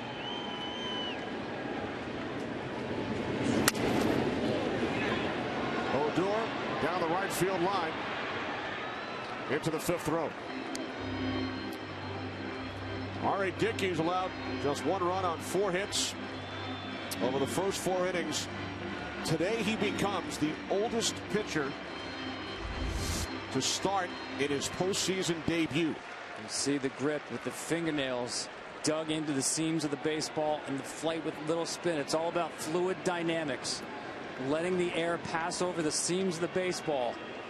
The air transitions from smooth to turbulent. Letting the ball dance around in the air. I'll tell you what, I think about all that when I'm hitting, I'm done. It's like, to me, watching him throw, it's like someone with a paper airplane throwing it across the room and trying to get it out a window. It floats, it dives, it sails, it swoops, and somehow he has control of it. Look out. And that's the put away. He can throw it hard like that. It looks like a slider. As a hitter, the key to hitting a knuckleball, and you've seen these young hitters struggle with him. He pulls this down hard. It's going to run in on the hitter's feet. That's the foul ball right there. People may be looking at that and saying, how is that a knuckleball? He's throwing with his fingernails. We're not sure exactly the first guy to throw the pitch, but the one who really popularized it, Eddie Seacott, back in 1908. He did throw it with his knuckles on the baseball. That's where the term knuckleball came from. Odor reaches out and fouls it off down the left field line. A look out into the Blue Jays pen, and there he is, David Price. Well, that's not a casual catch this time. He's coming in the game. We talked about it before. Once he starts throwing that hard, he is coming in. Sounds like he's on his own program, though. From when we talked to John Gibbons, he was surprised when he got up just to loosen up in the first inning. But there's some conviction in that warm-up right now. Yeah, and that's not his call at this point in time. This is a Gibbons call, and they're going with him. Pilar in center. And John Gibbons told us before the game, if Price gets up today, he's going in. And if Price goes in, then Marcus Stroman would start Game 5. That to me, this is all a telling story. Look, last night they got him up in the 7th and in the 8th inning. So you're thinking, well, what's that mean? They said he was still available for Game 5. Stroman's their guy right now. And I just think you look at the matchup, he struggled, David Price that is, against the Rangers. And I think they made a decision. They may not want to come out and say it. That's how I see it. That they basically have said Stroman's our guy in Game 5. It's so hard to follow when you're playing elimination games, the thinking of the manager. It's like 3D chess, or maybe there's an extra king or a queen on the board that should be there. Everything changes, but I do think no matter what happens with Price, whether he's used in this game or starts Game 5, I do believe the confidence they have in Marcus Stroman is just incredible. He threw the ball very well after coming out a little amped up in Game 2, the first inning. Tulo's looking to spin and throw on this ball. He had a good read on it. And you make so many decisions when you're going after the ground ball. The way he presents his body is so he can catch and spin. You see, he's already getting ready to spin, even though the ball kicked off him. Now back to the Price conversation, Tom. I just think it's at this point in time of the year, they're like, look, he came ready to go. You give me the ball yesterday, give him the ball today. I would not be surprised if he doesn't even come out of the bullpen Game 5 if they need him. No, that wouldn't surprise me. It might surprise me a little bit to see him in a game holding 6 runs if you're Toronto. And again, understand, elimination game, you take absolutely nothing for granted, especially with this Texas team in this ballpark. Down to Ken Rosenthal. Ken, are you surprised to see Price up and throwing here? No, Kenny. And I talked to him last night, and basically what he said is, yeah, I'm 30 years old, but I'm a young 30. And my body bounces back quickly. He threw 18 pitches in the bullpen last night, got up twice, was ready to come into the game. But if we see him here, even if we see him here, I don't know that we can rule out seeing him in relief in Game 5, assuming with the extra day, his body does indeed bounce back quickly. I totally agree, Ken. I think what they've done, the decision they've made is David Price gives us 3 games, basically. You look at last night, he warmed up, he was ready to come in. Tonight, this game right here, and now he will be independent, I think, for Game 5. So Stroman's not going to give you that. And between the two, they basically said, look, we can get 2 games out of David Price, get him in today, and maybe 5 if we need it. We'll take it. 1-1 to Shields. And again, Gibbons was pretty definitive in our meeting with him prior to the game. He said if Price gets up today, he's going in. And if he gets in, it's Stroman to start Game 5.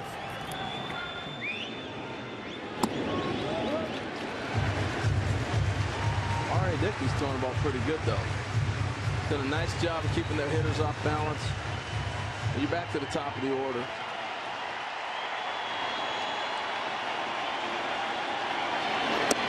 Full count. Big swing by DeShields right there. He's been playing with the Rangers are calling a sore left knee. And what they've told me, people in the organization, that he actually has a slight tear in his MCL. Will need a procedure after the season. Bothers him mostly when he slows down, not when he's at full speed in terms of his running. Pilar moving to his left. Long run. He makes the catch to retire DeShields for out number 2. What a weapon, him in the outfield. He can go get him. You know, Bautista basically went to back up instead of go get it. See where Pilar's at right in center field? Watch how far he goes to get this ball. And the confidence of him to catch that ball so much, Bautista says you got it. And here we go. So R.A. Dickey, in his first career postseason start, will exit with his Blue Jays leading 7-1. Here comes David Price.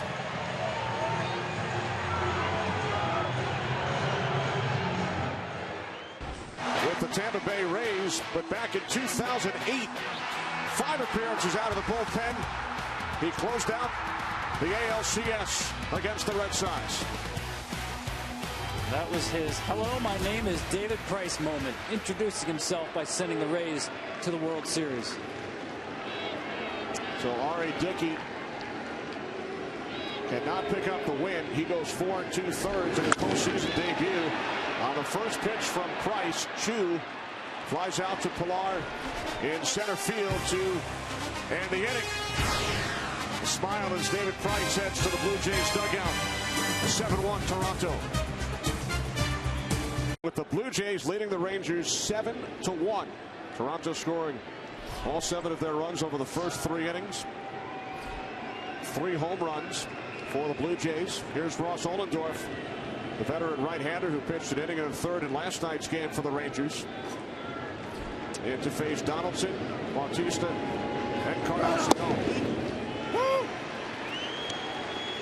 Donaldson's home run really set the trend early after the bunt base hit by Ben Revere, and he stepped up, hit an opposite field 2-run homer. I emphasize opposite field because that's kind of like the dagger of I can cover anything you throw up here type of stuff to a pitcher when you go opposite field for a home run. Having fun now. See the smile right there with a 6-run lead, 6th inning.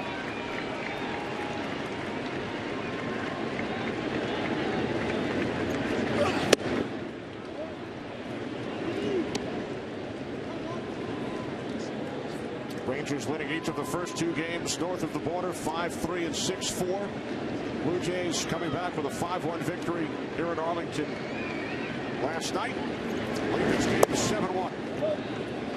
It was interesting looking at the face of R.A. Dickey as Price picked up that last out. I'm thinking, you know, John Gibbons, he's a manager, he's not a screenwriter. In a perfect world, Dickey waits till he's age 40. He's 1 out away from qualifying for a victory. See a strikeout with a 6-run lead, and he gets pulled from the game in an elimination game. I'm sorry, it's 7-1. R.A. Dickey sitting over there going, are you kidding me? How was that look to me?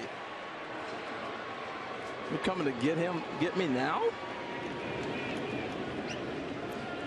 Well, it's interesting because John Gibbons had Price up the 7th and the 8th innings last night with less of a lead and waiting for 2 runners to get on base. Bigger lead earlier in the game, 1 runner on, and he went to Price. And there's the look on the face of R.A. Dickey. When the inning ended. A lot of years went into this start today. Yeah, great. Yeah, great. Thanks.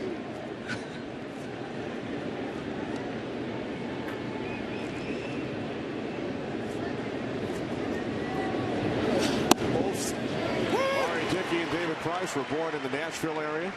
They both won a Cy Young Award the same year, 2012. Compared notes during the offseason back in Nashville. And it's Price. This is Dickey, who goes 4 2/3 in his first career postseason start here in Game 4. Cool. It's not bad. You're facing elimination. You get to use 2 Cy Young winners.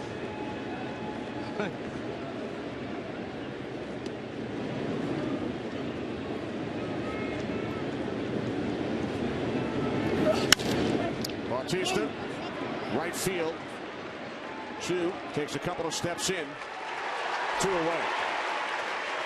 Follow every pitch of the postseason with MLB.com at Bat, the #1 app for live baseball. Stay connected with highlights, replay reviews, scores, pitch tracking, live radio broadcasts, and more. Download the At Bat app.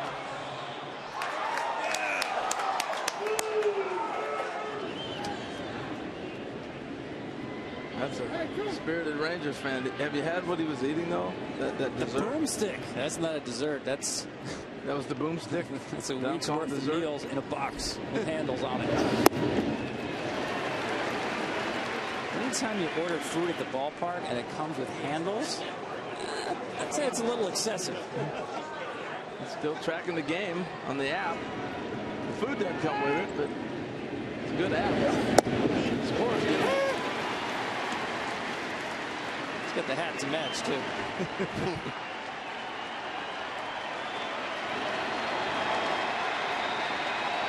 The 0-2 to Encarnacion.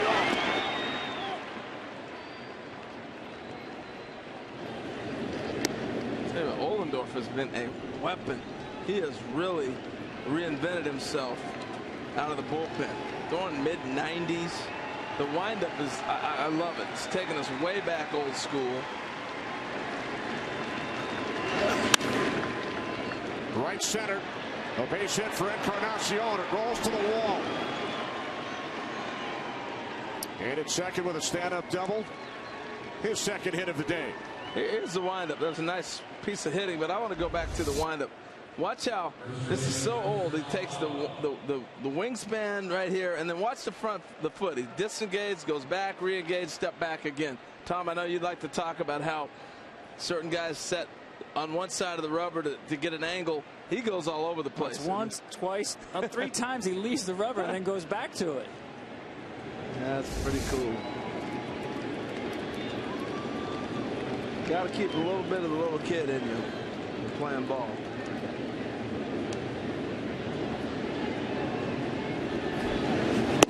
Colabello takes a called strike. 2 for 3. First inning home run. Third inning RBI double. Now it's been interesting the last couple days. Yesterday he had a situation similar to this. Justin Smoke usually hits in this situation, goes in and plays defense. And I know it's the 6th. He made the pitching change already, but they haven't done it the last couple days, so maybe we're seeing a little bit of a change in Gibbons' approach. Smoke came in the 8th inning last night for defensive purposes. Top of the 6th, 7-1 Jays.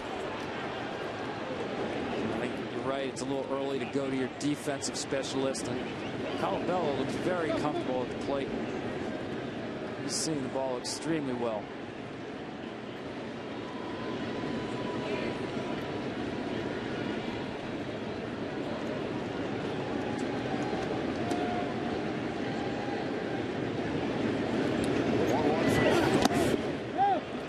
Royals, 1 strike. Well, that's part of being able to pay attention to detail, too. You see guys' body language. You see their confidence. You see all those things in their movements. And that's really sometimes supersedes. May not have the numbers, may not have the things you want. That's where that gut comes in. I got a feeling this guy will do something. And it's based a lot on how a guy may be carrying himself.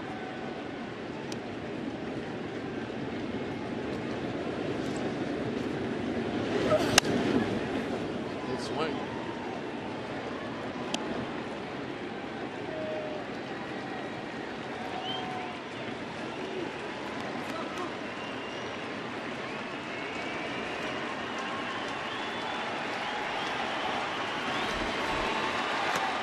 Jake Diekman in the Rangers pen.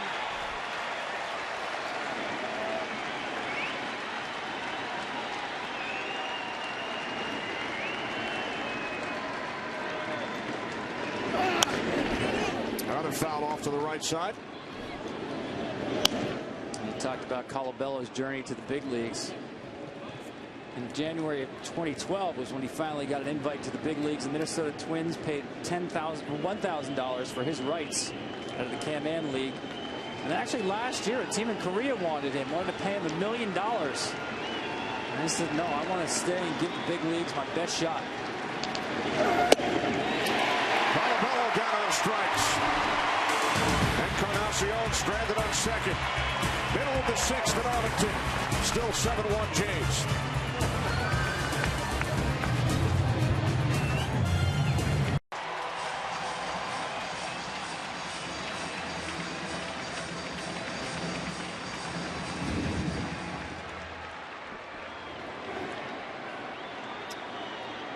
Bottom 6 at Arlington. Adrian Beltre batting for the 3rd time today. He has 2 hits. Despite playing with the severe pain, the back strain. Came out of game 1 of the 3rd inning. Did not play in games 2 and 3. But he's managed to bat 1,000 in the series. He's 3 for 3. I gotta believe this is his last at bat, unless this is a big run inning for Texas. Don't forget, this guy already has a mangled ligament and dislocated finger on the left hand. He's got a special pad in his hand just to hit. Keeps his index finger off the bat. And now the back spasms. Just incredible the pain that this guy plays with. And this is the first time he's looked like Adrian Beltre in the box. So believe it or not, all the things we've just been discussing, but he's dancing in the box, and when he's dancing in the box, that means he feels pretty good. Watching him in the field, not comfortable. We watched him on the base path. Right here, I don't know, maybe loosened up in between innings, but he feels pretty good right now. Right field, Bautista back on the track, makes the catch to retire Beltre. The swing looks good, and the running is what bothers you. You can see he's arching his back, like, you know, you get that tight lower back and you have to arch your body just to feel like you can move. That's what he looks like to me. That's a beautiful swing, but he's not able to finish it, and that's the difference. Now watch him, and here comes the clench your back here so I can get through the jog down to first. He definitely looks better, no doubt. Prince Fielder 0 for 2.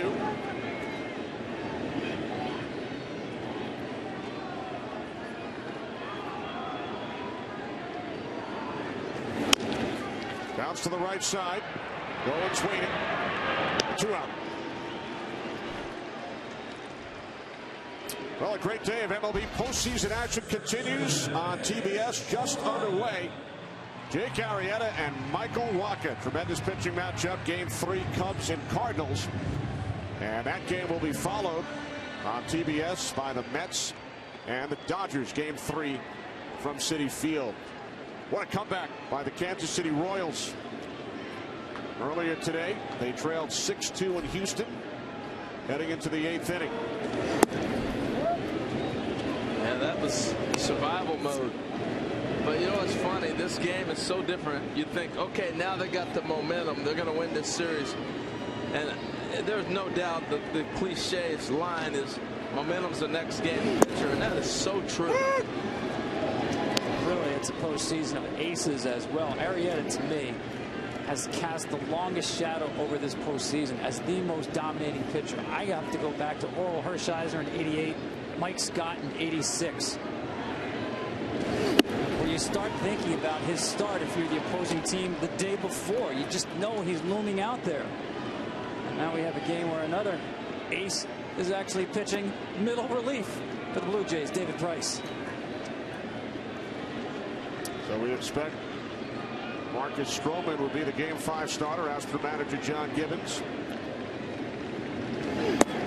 Moreland called down on strike, so Price has faced 4 batters, has retired them all. And Price is right today.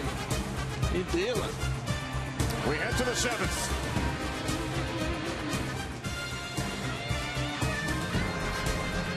Over the first 2 innings, Donaldson, Colabello, and Pilar. 2 hits apiece for Encarnacion, Colabello, and Pilar. 4th pitcher of the day for the Rangers is the left-hander, the ex-Philly Jake Diekman, who has retired all 12 Blue Jays he has faced in this series over the first 2 games. Here's Tulowitzki, 0 for 3, the only Blue Jay starter who has not yet reached base today. But he had the big blow in the 6th inning last night, the 3-run home run, which extended the Blue Jays lead to 5-0. They would win the game 5-1. A little surprised that Beltre stays in the game. I guess Jeff Bannister, the manager, he took note of that Kansas City comeback earlier today.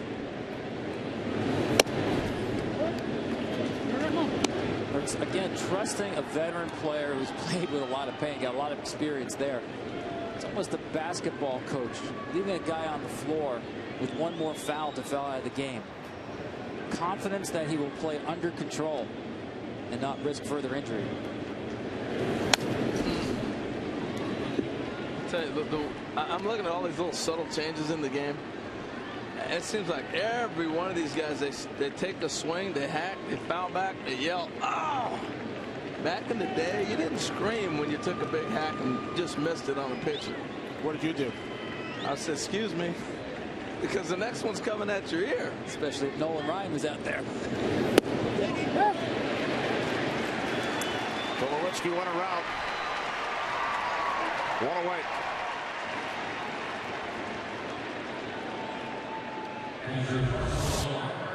It's a nasty slider. We've been talking about Diekman's stuff the whole series. He's a guy that as you start looking to next season and through the rest of this postseason, but next season you sit there and you realize he got out of Philadelphia. Not a lot of people knew about him. This guy's a weapon. He's a weapon because he gets out righties as well, if not better, than left-handers. You know, I mentioned Nolan Ryan. Pitching, a lot of it, the luck of genetics. Nolan Ryan had that great lower half. Pedro Martinez, the really long, supple fingers to spin the baseball. Jake Diekman, he's got really ridiculously long arms. He's 6'4". His wingspan is 6'8". He told me going in to just buy a shirt off the shelf, a dress shirt, forget about it. But the long levers that he has works as an advantage for a guy, especially the low release point he has, the arm angle he creates. Just a nightmare for any kind of a hitter, right or left. He reminds you of Chris Sale. An awful lot. Looking at him right there, long, skinny, lanky, and then he starts the delivery out here, the arm angle you talk about, and he's got the cheddar. 97. That's why he reminds me of Andrew Miller as well. Very simple delivery, almost just falls to the batter with the tremendous arm speed and the angle he creates on right-handed hitters, the ball bearing in on them.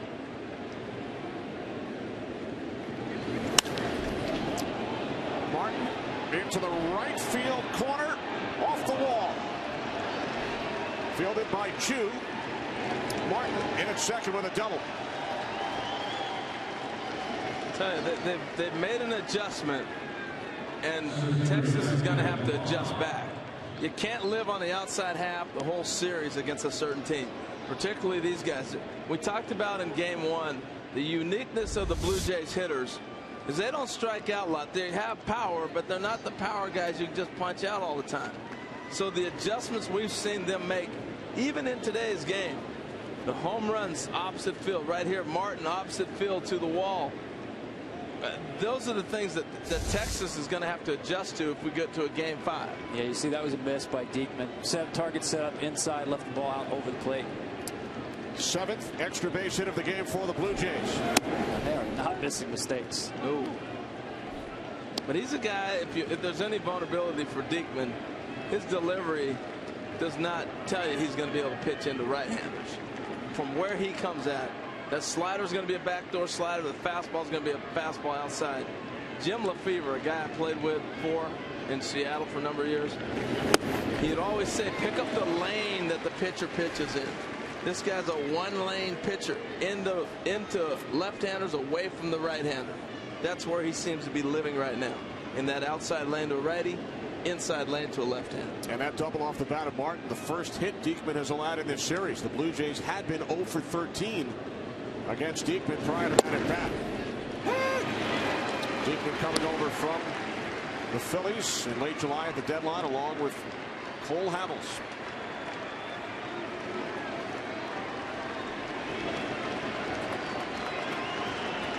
One out, top of the 7th inning. Martin, the runner on second.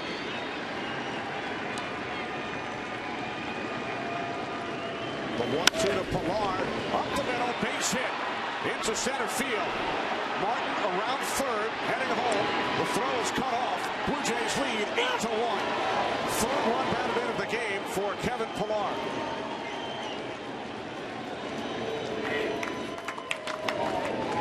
Hotter than a pistol. And Pilar is living up the middle. You remember early in the series back in Toronto when they drew the infield in and he was at the plate. And I said what that does, it allows a hitter now to think more back up the middle, and he got a base hit. His stroke has been right there. The home run today was left center field. But when you got an approach to go back up the middle, you're on a lot of pitches and you're consistently being able to drive that baseball. It's hot right now. Oh, this lineup. I mean, it's like playing whack-a-mole. It doesn't matter where they are. You think you got one, somebody else pops up. It doesn't matter where they are in the lineup. Pilar with 7 hits in the series, 3 today. He's 7 for 17 in the ALDS. Wow. There's Goins, 0 for 2 with a walk. It's going to be a tough at bat into the lefty in that lane. See where he set up. This ball's going to be busted right underneath Goins' hands if he puts it where he wants it. I just think he's tough on left-handers. He steps at you. So until you see him a few times, you're going to think he's stepping to his target, and that target is you because the way he steps.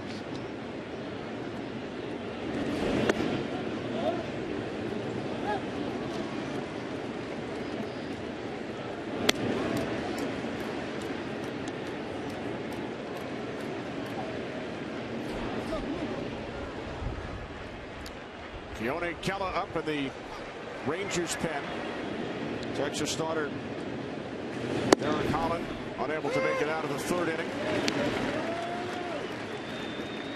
Colby Lewis, who led the Rangers in wins with 17 this season, pitched 3 innings out of the pen.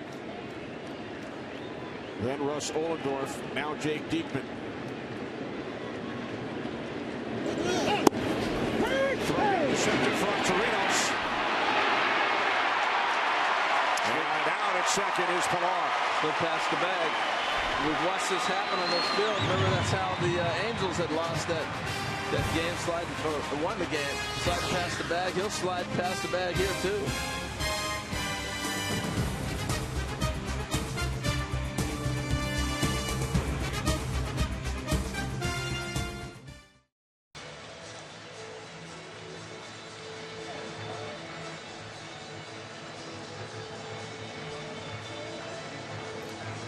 T-Mobile wants fans to share their passion, be part of the biggest 7th inning stretch. Post your photos and videos with hashtag the Big 7th and hashtag contest for a chance to win tickets to World Series Game 4.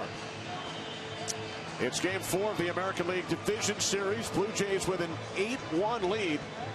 Toronto 50-50, 500 record over their first 100 games. They were 7 games back in their division through July 27th, but then the big deals acquiring Tulowitzki, Price, And Revere at the deadline.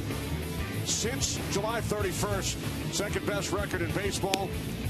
They wound up leading the majors in runs scored and home runs.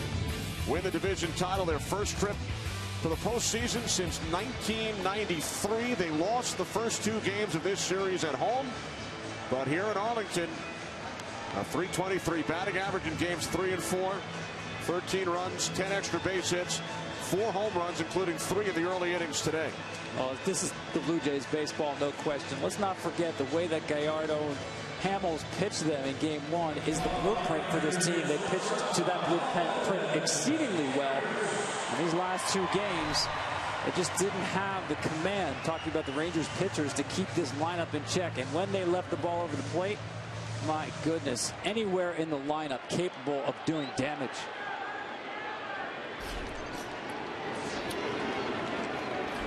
David Price has faced 4 batters since replacing R.A. Dickey with 2 outs in the 5th. He's retired all 4. Strike 1 to Andrews, who is 0 for 2. Rangers without a base hit since the 3rd inning. So let's say David Price finishes this game. He gets the W, right? He would. He would at scorer's discretion, but he certainly has pitched long enough and effectively enough to get that W. The guy who, as a starting pitcher, lost all 5 times in the postseason. Base hit off the bat of Andrews, leading off the 7th for the Rangers.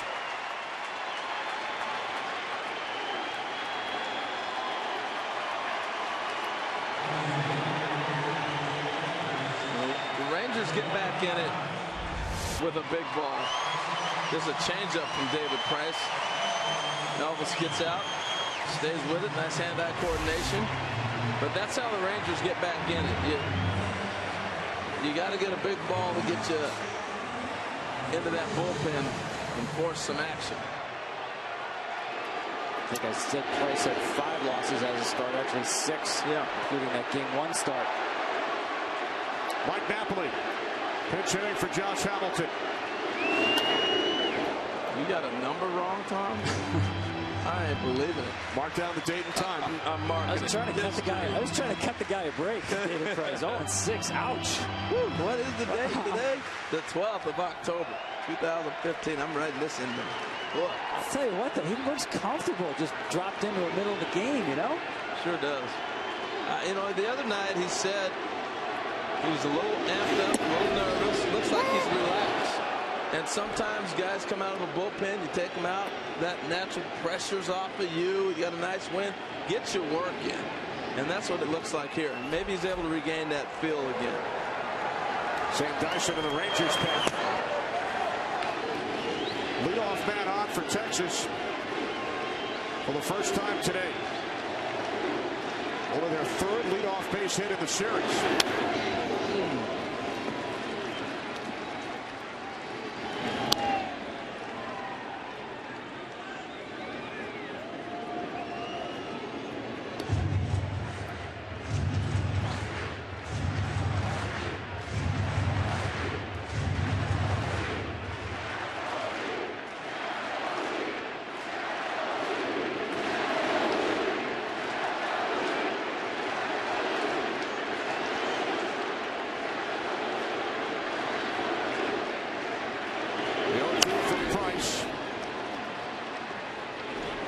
Very good 2-strike hitter. Mike Napoli fouls off a ton of pitches. 2 strikes, you'll see him shorten the leg kick, choke up on the bat. The other thing he does so well, he's such a back foot hitter. Very difficult to get him out on his front foot on a changeup. He lets the ball travel deep in the batter's box. I think if you throw him a changeup, you're doing him a favor.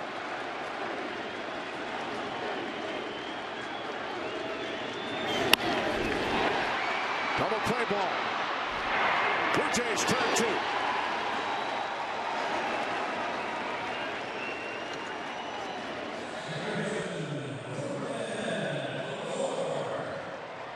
Pretty turn right there, those two working together. But I want to show you how Tulowitzki comes across the bag right here. Get up, put something on it. Beautiful. That sometimes is the price for letting that ball travel to get deep. Did something hard on the hands, got in his kitchen.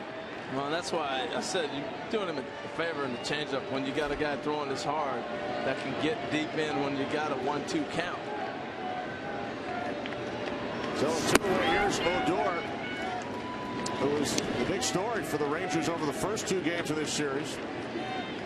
They scored 5 runs in the 2 games in Toronto, both Texas victories.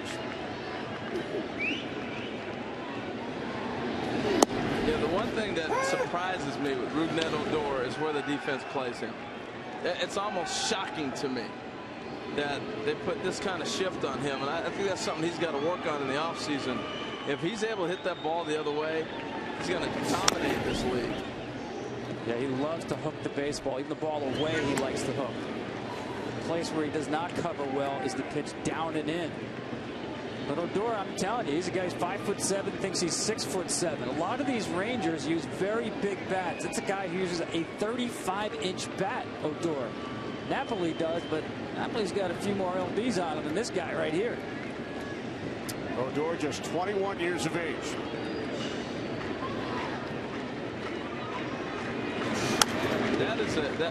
That heavy of a bat is a throwback mentality. Most guys are swinging 32, 31 ounces today.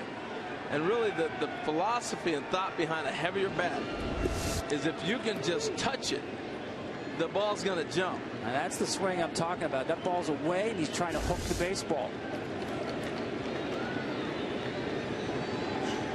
That big a bat, man. Once it gets going, you can't stop it.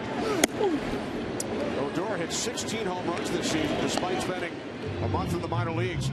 The only other second baseman in baseball history under the age of 22 to hit that many home runs, Bill Mazeroski, 1958. Wow, I was going to say somebody like Bobby Grich or something. Maz. There it is, right there. That's all he's got to do. Odor listens to Harold, heading for 2. Not now. I'm telling you, if he adds that to his game, and now you force that defense to open up, it opens up the right-hand side for him as well as down the line. You're talking about a guy that's going to go from 270, 280 to 310, 320. With his power and his ability, he's going to walk because he has power. And if he can shoot a ball there, that's a double. He hit a ground ball double. I mean, he's got to look around and open that up. He's got to add that to his repertoire. First extra base hit for the Rangers today, and the first hit by someone other than Chu and Beltran. Yeah. And Andrews here in the 7th, of course. So David Price working in relief here in game 4. Has allowed 2 hits in the 7th. He retired the Rangers in order in the 6th. And that little walkout right there by Russell Martin was, how you feeling? You okay? We need to get the body up? No, I'm good. They're not even moving in the bullpen right now.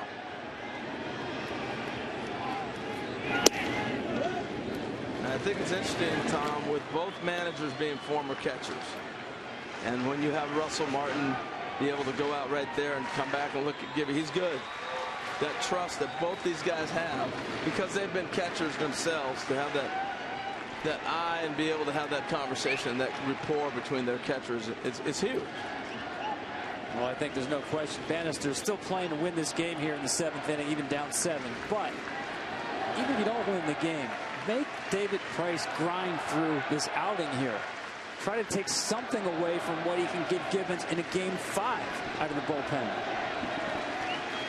Torino sat the plate. He took Price deep in game 1. They were teammates in Tampa a couple of years back. Yeah, I think that's interesting dynamic I've watched with David Price too. He was so tight with those guys from Tampa and in that organization. The Rays have been able to beat up on him a little bit, and I think it's because he's so dang nice. You know, they know he's not going to knock me down. I'm going to get in here and swing as hard as I can. Chirinos is trying to leave on him. That's something that will come with time as he distances himself from that organization. His former battery mate. Chirinos with a base hit into left field. Here comes Odor. He scores the Rangers' second run of the game. It's now 8-2 Toronto, and for the Rangers, their first hit with a runner in scoring position in the last 2 games. Well, back-to-back hits, and Tom, I go directly to your point. You're looking at right now, if you're Texas, we may not win this game, but we're going to knock David Price out of Game 5. String together at bats, grind it out as if this game was 0-0. Changeup gets him out front. Nice job by Chirinos to make the adjustment, not get beat. Well, we watch now a couple base hits on David Price's changeup, and you know that's the pitch that's in jeopardy. Can he come out and throw 95 out of the bullpen after being up in Game 7, being up the other day in the 7th and 8th inning, and come back today? Yeah, he's got that, but the touch and feel is what goes away when guys are fatigued, and that was a little bit too hard on the changeup. At least that's what I've been able to see with pitchers when they come back on short rest, or in this situation like him, what he's doing now. The touch and feel.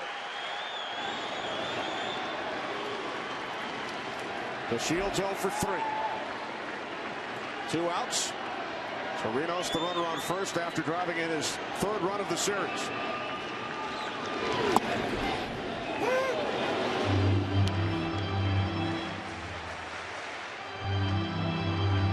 Blue Jays looking to force a Game 5. They lead by 6.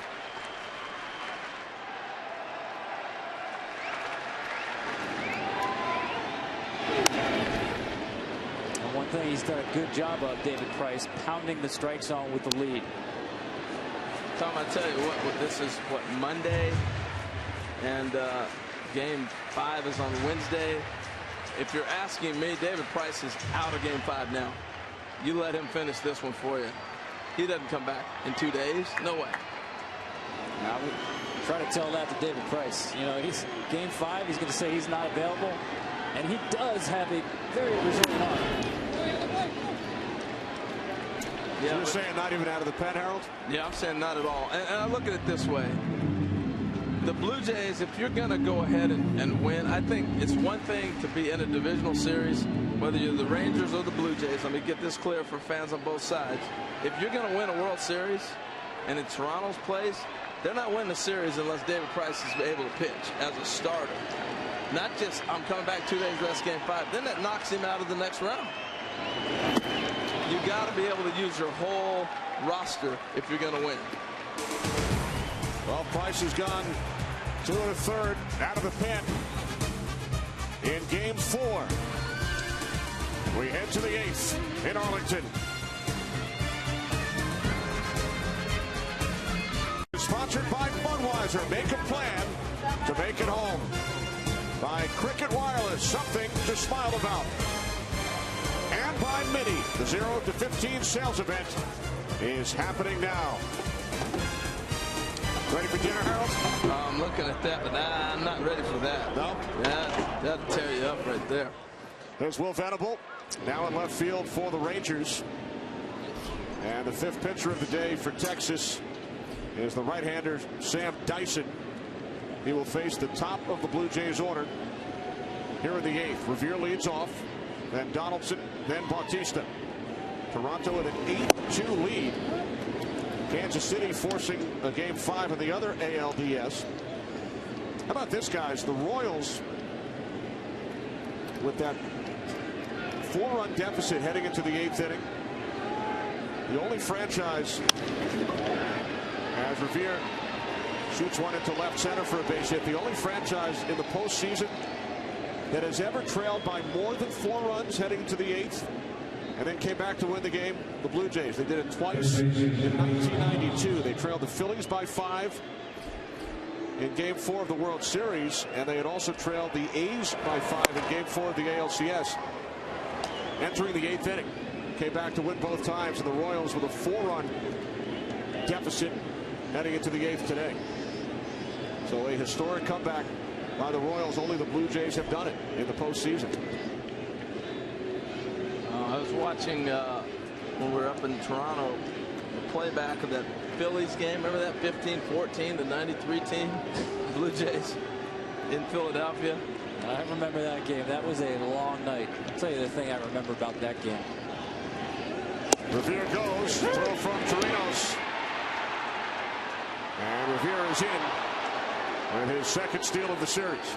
Here's what I was talking about before, too, keeping that pressure on. All bets off. This is a postseason game. You got to keep going and bury him.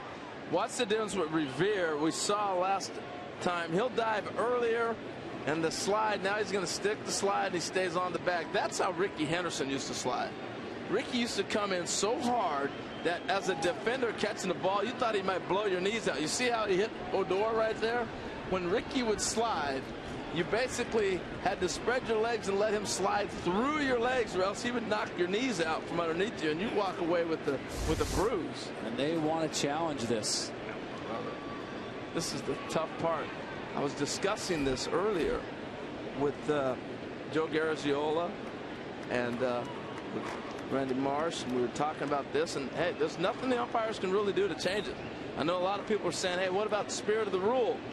Well, what happens if you all of a sudden start saying we're going to pick and choose when we can decide if a guy's on the bag, off the bag? The replay is going to tell you what it is, and their job is to call what they see and make the call accordingly. It was ruled a stolen base on the field, so there must be conclusive evidence to overturn. I think he's safe on this one. Yeah, you're not going to win that one, but there is no partial, there is no spirit of the rule when it comes to replay. Once we entered this realm, it's a binary world. You're either safe or out. You're either on the base or you're off the base.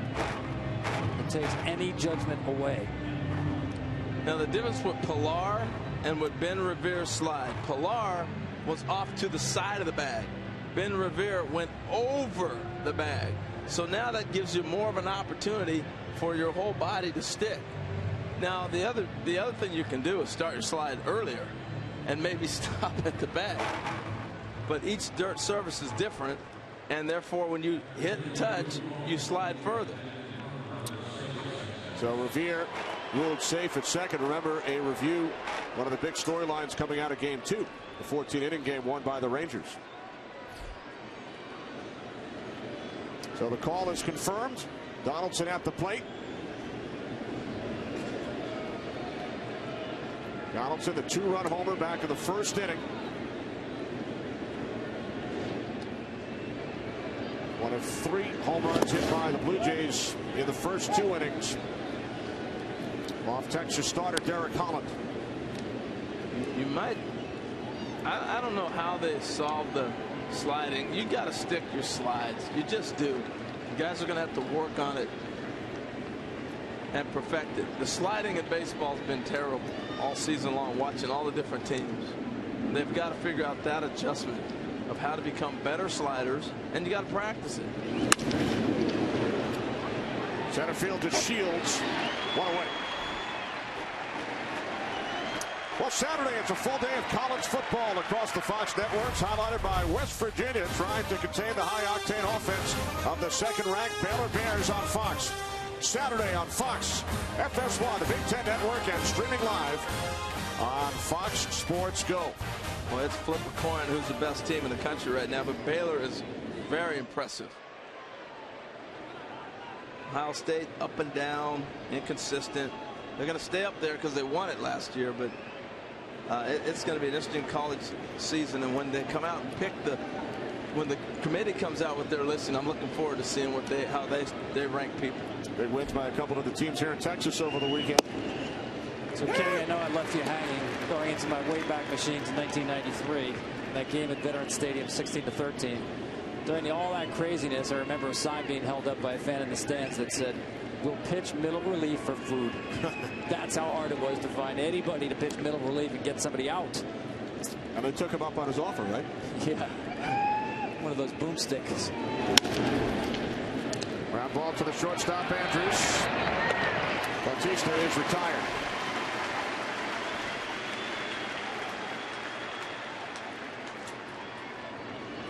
Two away, top of the 8th inning, with the Blue Jays leading 8-2. And should they hold on to this lead, Game 5 of the American League Division Series, we'll have it for you on FS1 Wednesday. Coverage beginning at 3 Eastern, and then it will be Game 5, Astros and Royals, 8 Eastern, Wednesday on FS1. Home teams in the division series 11 and 15 all time in game 5. Off the glove of Dyson. And Encarnacion is retired. Middle of the 8th here in Arlington. Blue Jays leading by 6.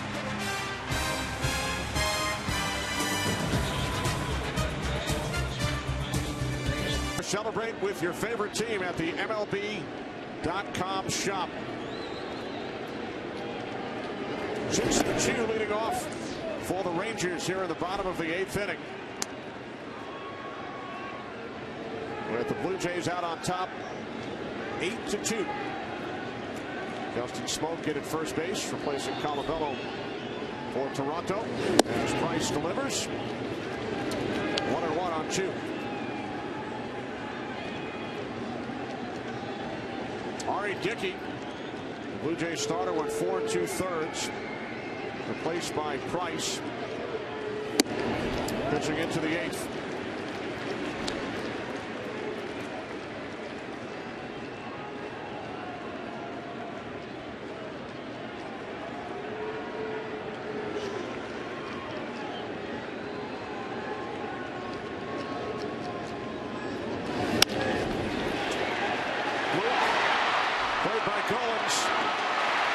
Safe at first is Chu. What a play. You know, you want to see why I keep talking about this guy's a big league shortstop. The range and the arm. Look, he's starting on the grass. He's not in the outfield grass. Look how far he goes to get this ball. And then I thought, no way this is going to be even close. This is Sin-Shu Chu who hit this ball that can run. Catches it, is able to spin, and has the arm strength to put something on it where it's actually fairly close. What a play. Great play. You saw the pre-pitch routine reminiscent of Dustin Pedroia jumping to get himself ready as the pitch is being delivered.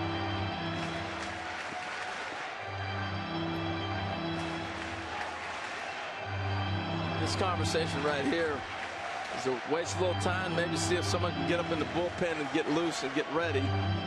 They're asking a lot of David Price now to bring it home, basically. John Gibbons clearly made a commitment to David Price, regardless of score. It didn't seem as if he was trying to divide innings among games 4 and 5. It was all in right now. And we mentioned earlier, Gibbons told us before the game, if Price gets in today, Marcus Stroman will start game 5 on Wednesday. Adrian Beltre still in the game in the 8th inning. Are you surprised? I'm a little bit surprised. I was going to say very surprised. I'm a little surprised. Stroman, I get it. They love the attitude. The stuff was there. Is he on short rest? So you're looking at him on short rest. And David Price, I know he didn't have the greatest outing game 1, but I might have had to reverse the roles here. And Stroman was ready to bring him into this game. But to go, I don't know, I guess the question mark for me, Tom, is to have David Price when he came in, it was 7-1. Yeah, I would definitely watch him very quickly, or very closely here, because now they're starting to grind out at bats, making him throw a few more pitches, stress him a little more.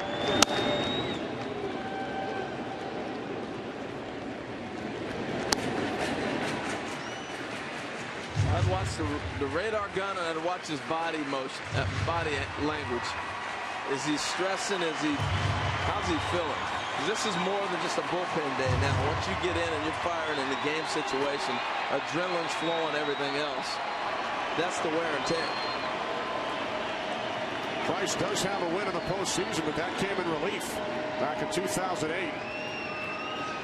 0-6 as a starter, including game 1 of this series. Popped up, shallow right, off the bat of Beltre. And the catch is made by Bautista for out number 1 here in the bottom of the 8th inning as we head to Los Angeles for a game break with Kevin.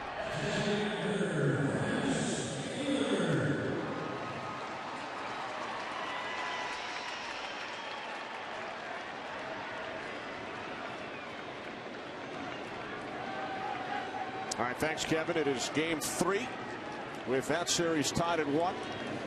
Mets and Dodgers also one apiece. Game 3 tonight. Swover, a beast, man. Opposite field home run right there. Swinging it. Prince Fielder 0 for 3. Yeah, I don't want to make too much out of this, but Rangers need this guy to have a good at bat right here. You know, get this guy back to where he wants to be. Postseason obviously has been rough for him, not just this year, but across the course of his career. Even if you're talking about taking something into Game 5, better mindset, feel good, square something up. John Daniels, the general manager of the Texas Rangers. I know he'd like to see a good AB right here, too. But it started off so promising. First at bat, I think he got a base hit, didn't he, in first Game 1? Rifled the ball in the right center field for a hit.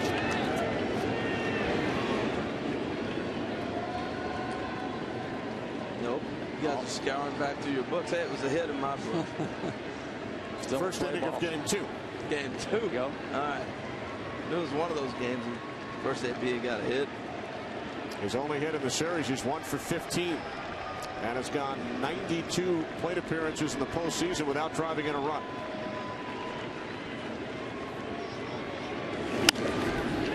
It's almost like the effect of Tulowitzki's home run yesterday. You know, he was obviously scuffling. Changeup left over the plate. He crushes it out for a 3-run homer. Makes the whole team feel good. Getting one of your star players back on point. Rangers really need to see that out of Fielder to be the threat in the middle of the lineup. One positive was Adrian Beltre did play today, and his last 2 at-bats he's actually moving better. Maybe as he played the game, he loosened up a little bit more. I would have had him out under my watch a while back. Yeah, I think you're right. I think his swings, his at-bats were better.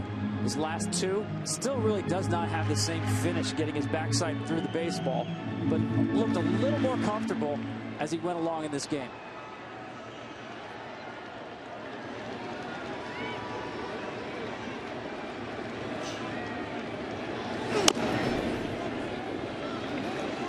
Prince's timing is just off, and I saw it last night with Estrada. Did a great job of mixing it up, and he hasn't got that rhythm. And that's all. He just misses. He's right in between, and usually when guys are in between, you go through these little slumps that you can prolong it if you battle yourself, or if you stay confident that you can get the timing back. You can break out of it fairly quick. But he's in that in-between mode right now. The 1-2 for Price. Diving attack by Collins. Fielder with his second hit of the series. Chu in at third. Rangers have runners on the corners with 1 out here in the 8th. There's an example. He gets a base hit. He's not driving the ball. He missed a couple balls earlier in that bat, but he was able to get the knock. But here it is. This is a ball. It's just out in front.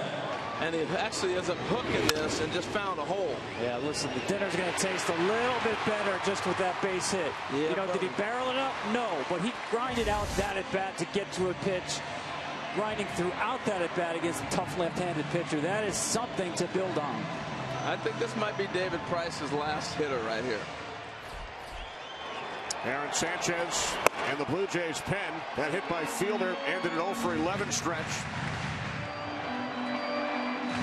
So the Rangers threatening here in the 8th, trailing by 6. Moreland at the plate looking for his first hit of the series. He's 0 for 9.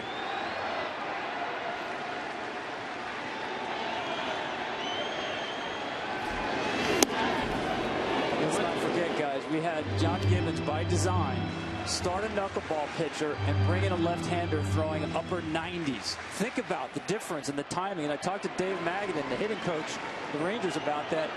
He said it's definitely an effect for hitters. It does take a while to adjust, comparing it to seeing Jared Weaver of the Angels, and then a hard-throwing bullpen guy comes in behind him. Now you're seeing some better at-bats now, seeing David Price a second time. Well, it does take time. And a lot of times a knuckleballer will mess up your swing entirely. And watching RA, that's why I was surprised they took him out so early. With all these young players of the Rangers that had never seen a knuckleball, he made them look silly. They didn't have good swings. I like the first swing by Moreland in this at bat right here. He tried to get you a 3-ball real quick on one swing. Even the second one was not bad, but the first one, he's looking to get you 3 points real quick, and you're right back in it.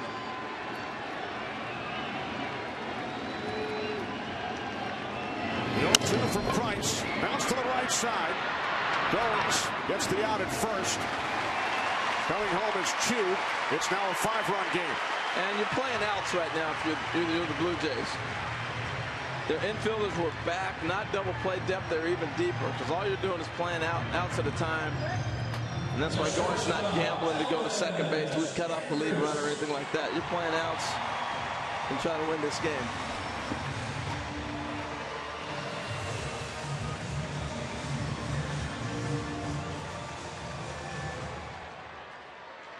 Gutty performance by David Price. Just considering he started a game earlier in the series. He was up yesterday twice. Did some stretching exercises in the first inning today. Yeah. They dropped parachute into the game in the middle of the game and really looked comfortable from pitch 1. Says a lot about his mindset to do anything. Here's his first pitch.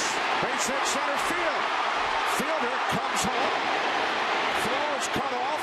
It's a 4-run game.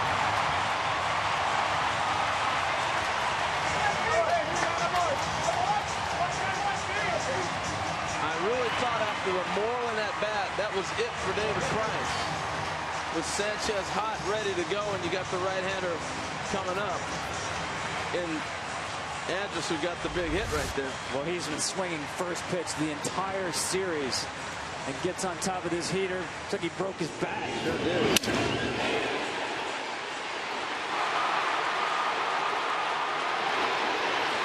Now Jeff Bannister is going to go to his bench and force a move by John Gibbons. Drew Stubbs has come out into the on-deck circle. Gibbons out to the mound.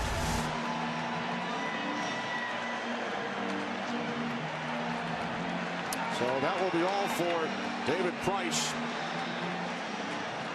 who pitches 3 innings out of the bullpen in game 4. Here comes Aaron Sanchez.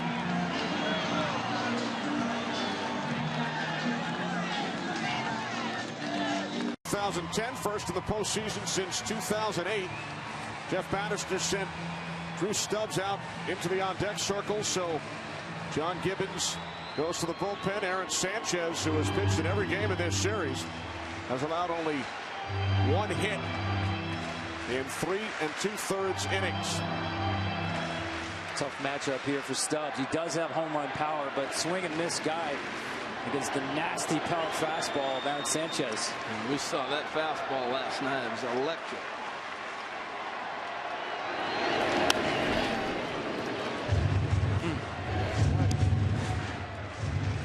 Toughest job in baseball, pinch hit. Come up swinging. First at bat of the series for Stubbs. He has never faced Sanchez. Andrus, the runner on first. 2 runs in the inning for Jeff Bannister's Rangers.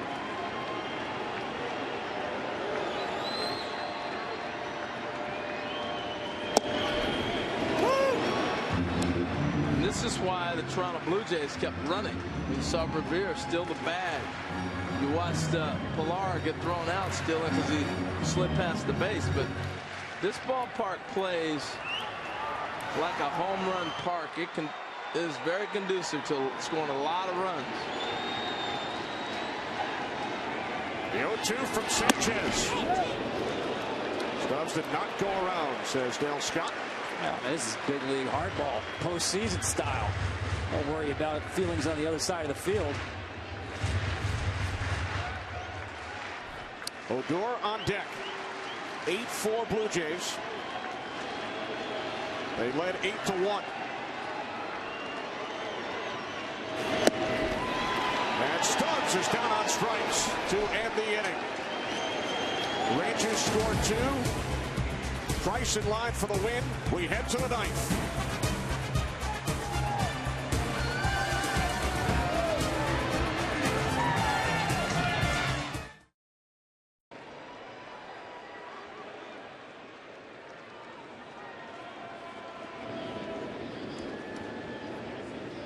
Keone Kela out to pitch for the Rangers here in the top of the ninth, here in the win in game 2. Tell you what, they're within a grand slam tie in the game. So right here, you want them to hold it. You're the Blue Jays. You always want to play for that 5th run, so a grand slam doesn't tie you or beat you in a situation in a game. Yeah, agreed. I just, again, get back. You see Drew Stubbs. I didn't like the matchup. Sanchez against Stubbs. To me, I'd rather have Venable on Price. I like the matchup better, and I still want to tax David Price. I want him in the game.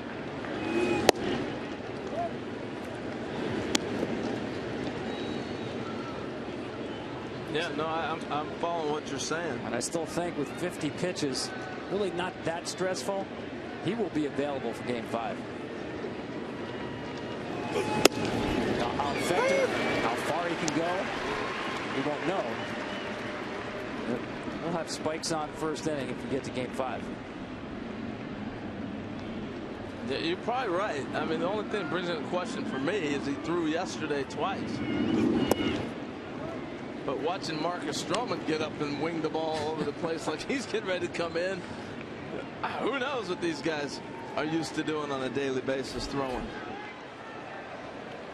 There is Roberto Osuna up and throwing in the Blue Jays pen. 2-1 to Smoke. And he smokes it into right. Catch is made by Chu for out number 1. After the game, stick around for Fox Sports Live as Jay and Dan bring you live reaction and analysis from here in Arlington, plus a preview of tonight's National League Division Series action between the Mets and the Dodgers in Game 3 of their series. Fox Sports Live immediately after our game on FS1. One away, here's Tulowitzki.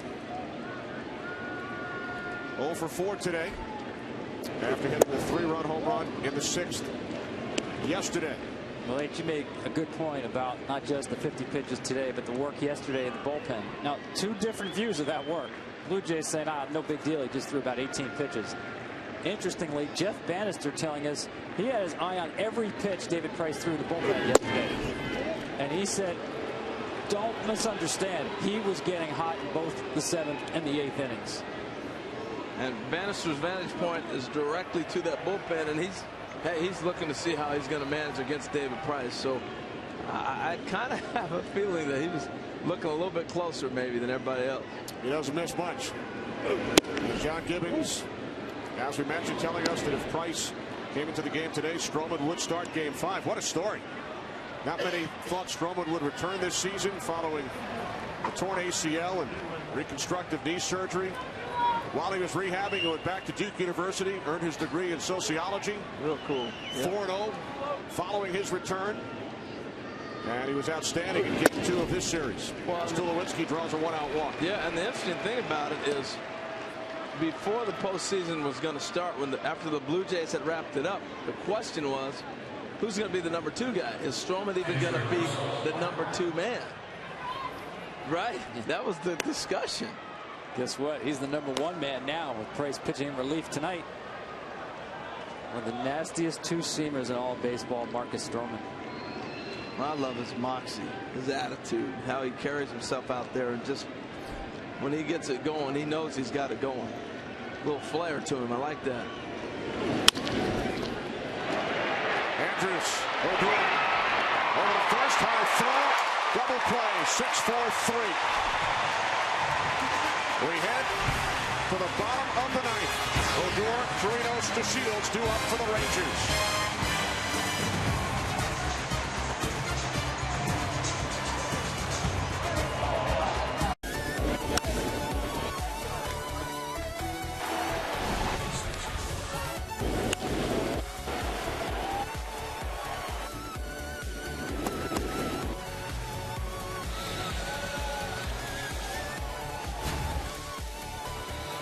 Game 4 at Arlington. 3 early home runs off Toronto Blue Jay bats. They lead 8-4. Bottom of the 9th.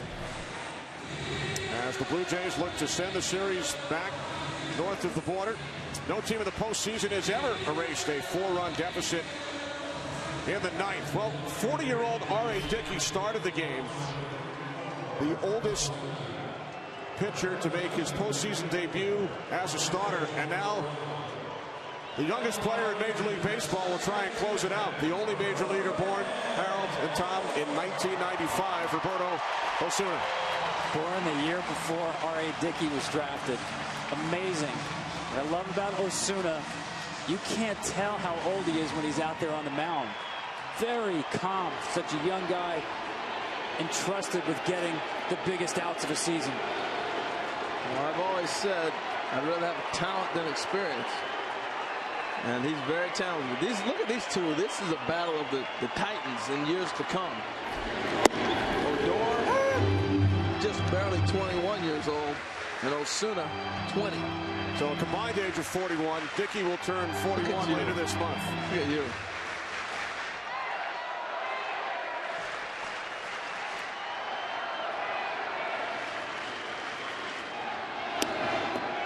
Great job by our entire crew here in Arlington. Led by our producer, Pete Macheska, director, Jonathan Evans, associate director, Aaron Stoikov, broadcast associate, Jordan Harrison, technical director, Paul Harvath, tech manager, Craig Marlowe, Dave Corris, Ben Bowman, Wayne Fiddleman crunching the numbers, and Ryan Panitz here in the booth. A 1-1. And 2 balls, 1 strike.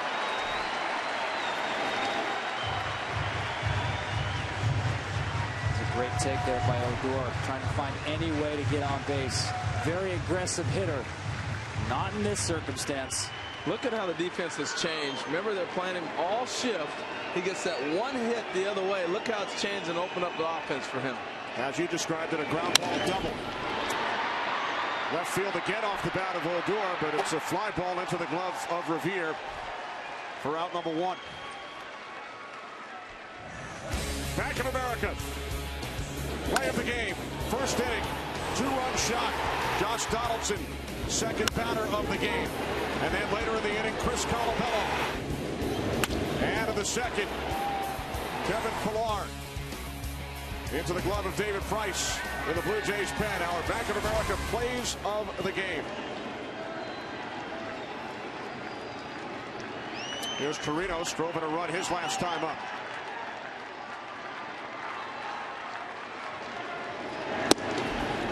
Twice in the history of the division series, which came into play in '95 after division series in '81, and then 14 years later they came back for good. Only twice has the road team won all 5 games in a division series. Wow. Texas Rangers in 2010.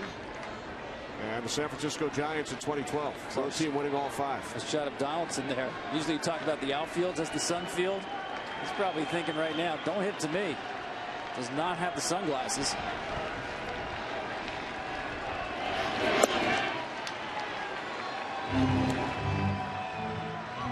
This kid is so cool. That's what Donaldson's looking at right there. That's what he's blocking. It's like a scene out of The Natural. Yeah, on the corridor down there, they have the openings, you know, because it's big here and spacious, that does shoot down there, and it sits on the eyes of the infielders. Depending on, obviously it's on Donaldson now, but depending on time of day that you're playing, that sun's moving around, that affects you in the infield. We did not have to worry about it in the first 2 games of the series with the roof closed at Rogers Center. True. The 1-2 to Torino, still away. Well, I asked this kid, how do you stay so cool on the mound? He said, you know what? I've been doing it my whole life. He said, this is baseball, and when I'm on the mound, I don't hear anything. I don't see anything except my catcher. Living in a very small world, 60 feet, 6 inches long. Well, I thought last night when you were talking about his journey, playing all over the world, playing against everybody, always older. against the older guys. Everybody's older in the major leagues. Yes. And you know what he does so well? When he's at a lead like this, here's a strike 1. It just changes how the hitter can attack you now.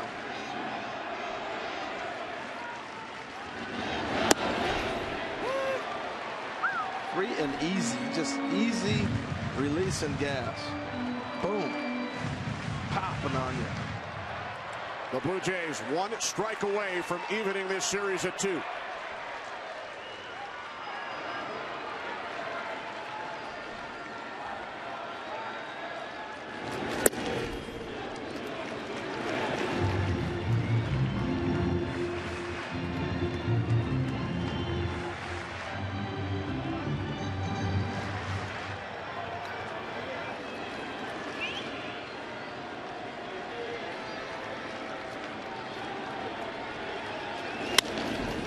Right field, Bautista. The series heads back to Toronto, tied at 2 games apiece. Donaldson, the big blow in the first inning. Pilar with a home run. So Jose Bautista and the Blue Jays, after losing the first 2 at home, pick up 2 huge wins here in Arlington. Blue Jays win game 4, 8-4. David Price picks up his second career postseason victory, both coming in relief. Teams will win the first 2 on the road in a best of 5. They've gone on to win 93% of the series played. Ari Dickey went 4 2/3 in his first postseason start. Well, he did a nice job. He got up to a great start. Tremendous knuckleball working. So despite the return of Adrian Beltre, the Rangers fall short by the score of 8-4. For Harold, Tom, and Ken, this is Kenny.